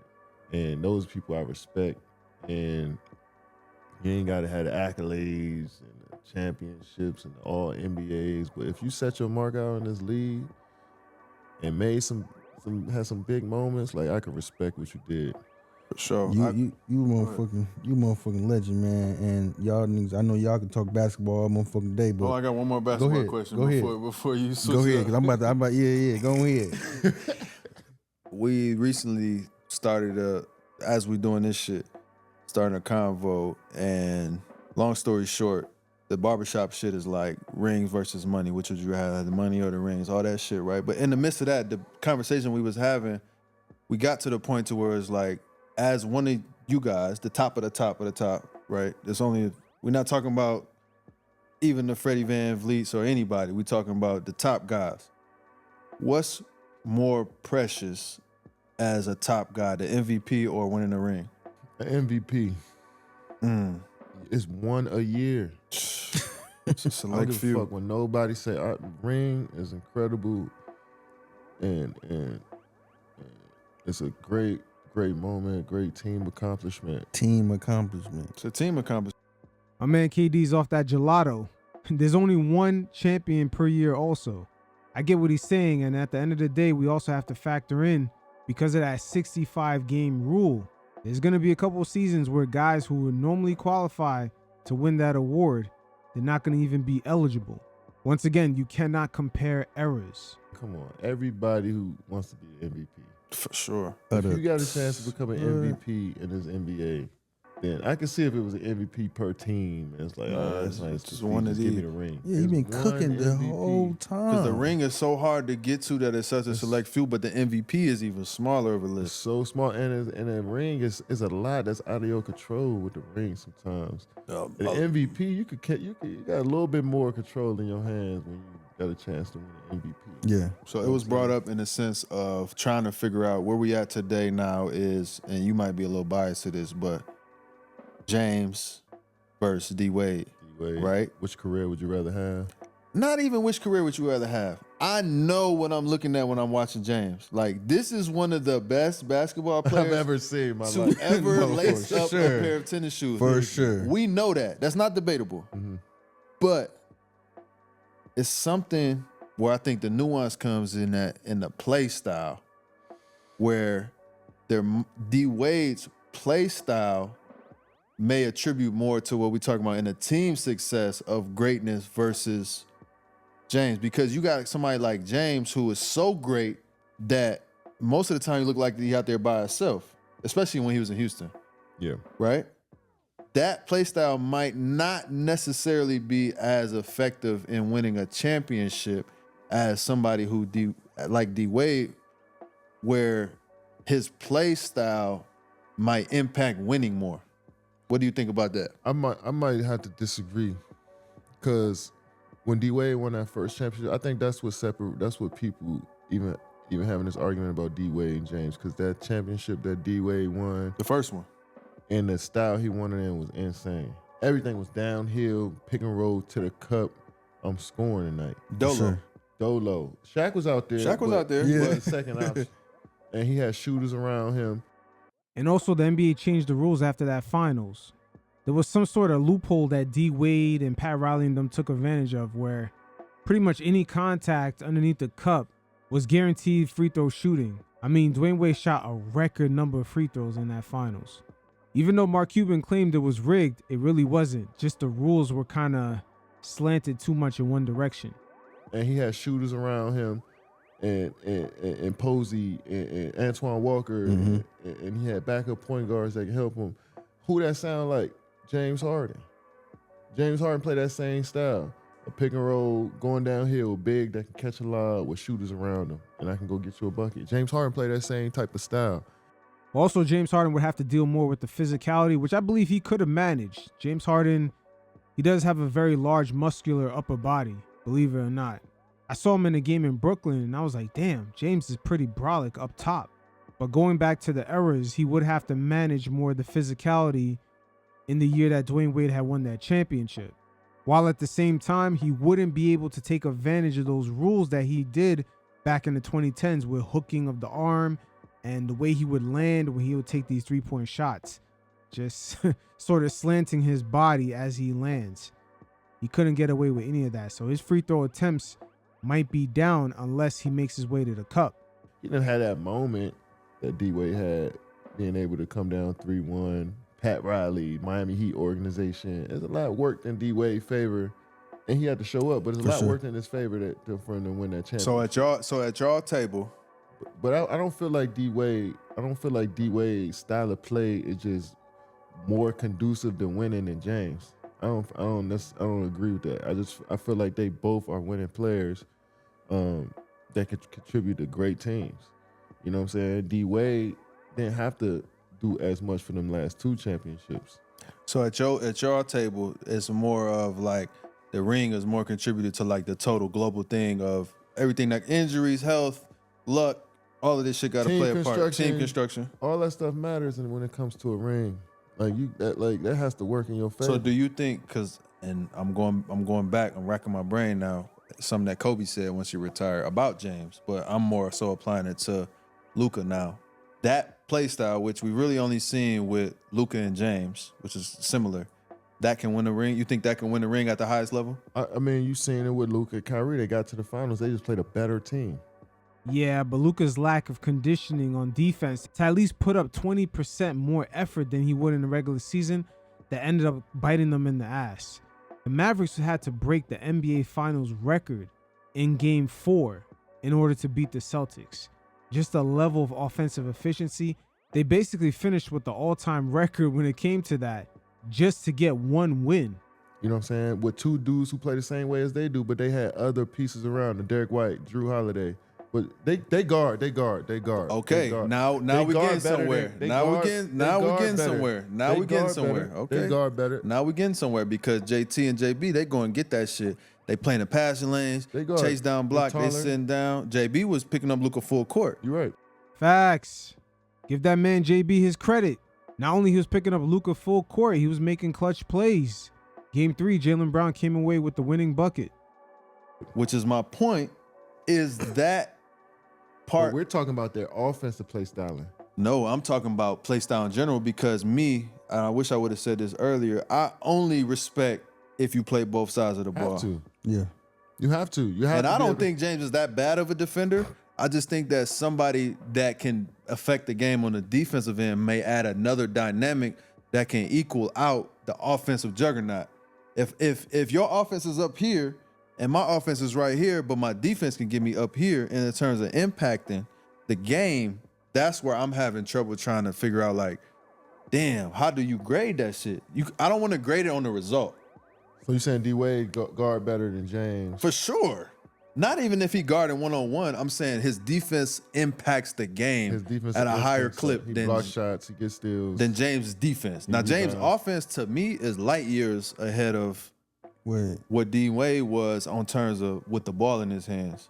Like, he perfected his offensive craft, but I have to give credit to D-Wade's defensive impact. I agree with that. In the terms of how it impacts his team's success. Facts. And we also have to grade Luka the same way when it came to the finals in 2024. For all the offense that he had, his defense really is what compromised the Mavericks. The Celtics had 5 guys who could not only penetrate, but they could make the proper reads, and they were shooting threes. So drawing up any mismatch versus Luka, getting easy dribble penetration, and just allowing that Mavericks defense to not having to double, and then you had 4 other guys who could shoot, it just compromised them throughout that whole series. Once again, in Game 4, the Dallas Mavericks had to basically break the NBA Finals all-time record for offensive efficiency in order to win 1 game in that series. That's how much their defense was compromised. And I feel like D-Wade can hold his own. I feel like D-Wade can switch out on the bigger players. He can guard smarter players. Lead the league in blocks. Lead the league in blocks. For guards or whatever. Probably the best guard shot blocker all time. And I feel like playing with James his first 3 years, he was looked at to guard for us. Like He's capable. When he came into the game, he had to guard the best 2 guard. He had to guard Kobe. Yeah, he was guarding Kobe. Playoffs. You know what I'm saying? I felt like, and you can just look at how athletic he was. Like, he has the tools to be a good defender. He's still solid defender. Like, and I noticed this because we used to go at him all the time when we was in Toronto, but like, if you just run at him, he gonna hold his own. He's strong. He got good hands. You know what I'm saying? But it's just from a lack of. That's not what he. So much that's not what he out there to do. Exactly. That's not. So I don't know. But if you had a coach like Pat Riley that held him accountable, that made him play different ways, and an organization like the Heat that like instilled in everybody different, he probably would have locked in and been a better defender. KD right there nails it right on the head. If he was held to a higher standard from jump, you could say the same thing about Luka with the 2024 Mavs, and the same thing for players like Carmelo Anthony. Maybe if he was drafted by the Detroit Pistons, he would have been held to a different standard, and eventually down the line, it would help him throughout his career, staying in the league a lot longer. All that being said, if James is a two-way phenomenon, I still don't think he beat the Warriors team that he had to keep going up against in the playoffs. You know what I'm saying? Just because of how it shake down at the end. Like sometimes you just get unlucky. No, James never got unlucky. The series was tied 2-2 in 2019. KD went down. Chris Paul and James Harden were mano-a-mano with Klay Thompson and Stephen Curry, and they dropped the next 2 games. And the narrative with CP3 and James Harden being unlucky against the Warriors, I believe in the 2017 playoffs. Let's not forget the Warriors were up 2-0 and Andre Iguodala got hurt in the middle of that series, which led the Rockets to eventually tie it up. There's a lot of analytical people that give Daryl Morey his props for that exact reason, but they never talk about how Andre Iguodala went down in the middle of that series, which led the Rockets to come back in the first place. So no, CP3 and James Harden had their get back in 2019 when they went mano-a-mano with Stephen Curry and Klay Thompson. KD went down with the injury, and they came up short. And if you don't believe me, some of you fellas take a look at the way Klay Thompson and Stephen Curry was celebrating after eliminating the Rockets in the 2019 playoffs. They looked like they won a championship because it was sort of a small tit-for-tat beef between CP3 and the two. Up against that opponent, a better team. Right. And So he came out there and shit, he was cooking. it's because of how it shake down at the end. Like sometimes you just get unlucky You just and run you up run against into that opponent a that- better team. Right. And So he came out there and shit, he was cooking. yeah, he was on some It's like shit. not enough sometimes. And Yeah. but that don't mean you don't got the championship DNA. I just always wonder, as somebody from the outside looking in, like how do y'all gauge it with each other? Because I know, like, depending on who if I'm James, all right, you have Brian and you this that, and, you was playing against different, like, and if I'm D Wade, it's like, all right, you don't play no fucking defense. I'm better than you. Yeah. This is me personally. I don't know, and I wonder if they actually think about that. Probably not. I wonder if D Wade's thinking like, this nigga don't play no D. I'm better than him. Or I wonder if He probably do James- low key. I wonder if Probably James do low ever key. thought about that. D Wade, holla at me. James, holla at me. Yeah, we need I to want know. to know, man. We It need ain't to that know. serious.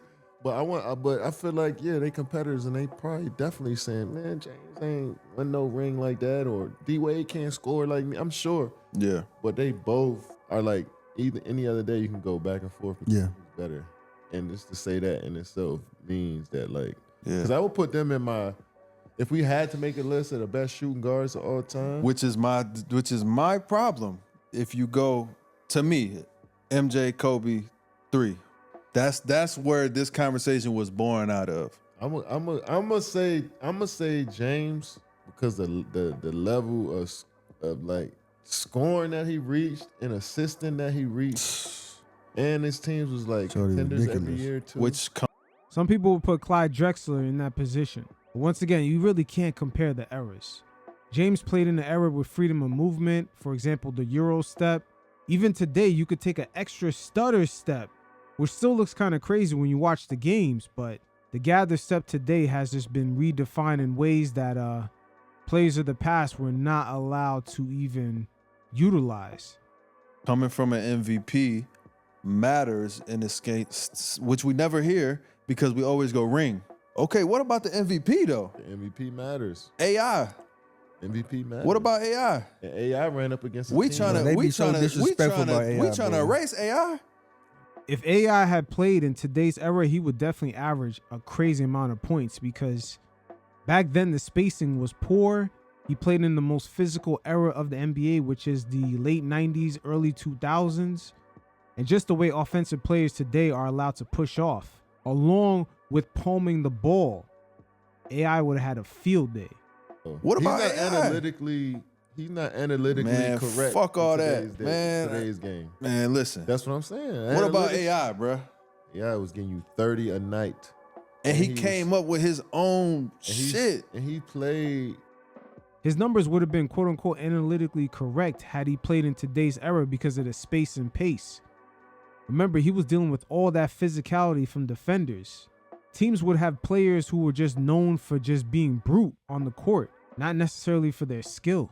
That phase of the NBA now is virtually unheard of. You can't have a guy out there now just because he's strong and athletic. Yeah, it was getting you 30 a night. And he came up with his own shit. And he played in the same areas as Kobe MJ at 6 foot.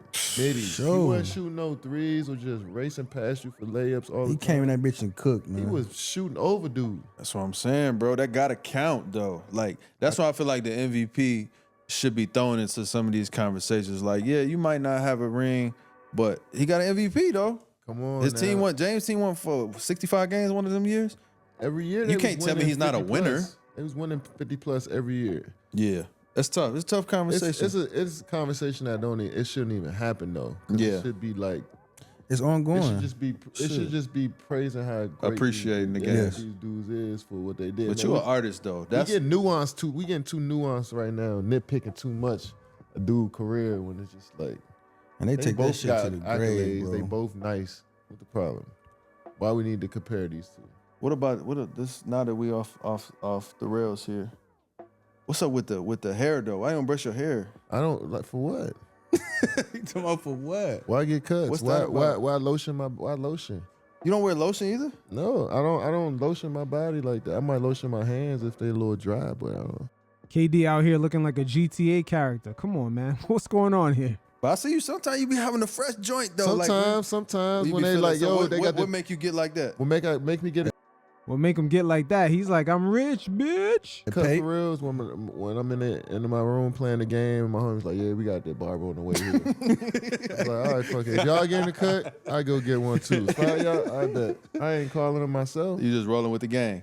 And you so fucking tall. I be arguing with Jeff about this show all the time because his shit a little missing up there. But y'all be so tall too. Most people not seeing it on a daily basis. Only on TV where it looks crazy. But when you sign here, the amount of barbers I had on my DM, Bro, and my phone, realtors and barbers was yo, on my tell line KD, crazy. if he need a cut, I'm thinking to myself, y'all know this man don't care about no fucking haircut. Look at him. I'm not about to cut. I really used to care at one point about like, man, I need to get a cut this week. Then after a while, I was like, I'm way more relaxed when I'm just not giving a fuck. So I just started getting cut, start lotioning. I take showers. You get too much I take money, showers. man. You get too much money, that's man. what I was saying. That I get. What you mean? You get too much money, man. You don't care about showering and haircuts. I shower. I shower. But I might go a day without 2 days. I might go 2 days sometimes without. Damn, KD, you might as well pay one of these bras to fucking give you a shower, man. Jesus Christ, what's going on here? Don't you ball every day? How the hell you spend 2 days not taking a shower? You know what I mean? Hopping in that water and wait till I get to the gym. Then No. Sometimes Shower pill? Nah, Katie, no, that's not. I'm not saying after I work out. I'm not saying after I work out, I take a shower. I'm just saying Not 2 days without if I'm showering. sitting in the house, like if I Fuck got no. practice, Lotion and haircut, I'm with you. I might just want to go musty for the. Wash for a your day or ass, two. man. Wash your ass, man. That's some bullshit, man. He got some money. All right, listen. I like going. No, man. I'm just saying, man. See, you I too just much, like to like- feel close to like the trenches like that. Like I just say, fuck it. I can't get back to the neighborhood. You still got a connection to that. Get dirty, grimy. No, We're not there no more, man. No moisturizer. Like I'm on that. Nah, The boy said he on that. I ain't on this pretty boy shit. He the oldest YN ever. You not Uncle you YN. not on that no more. You the oldest YN. Yo, Fred VanVleet is hilarious, but it is what it is. This has been a great sit down, and KD, definitely an NBA legend who deserves more respect on his name. 2-time NBA champion as well as Finals MVP, and he seems very content, very peaceful as he continues on perhaps his final venture in Houston. This sort of reminds me of Kobe Bryant on his way out. He was very content with his place in the NBA ecosystem because he truly gave it his all. But that's all I have for today. You fellas definitely hit up the link in the description below.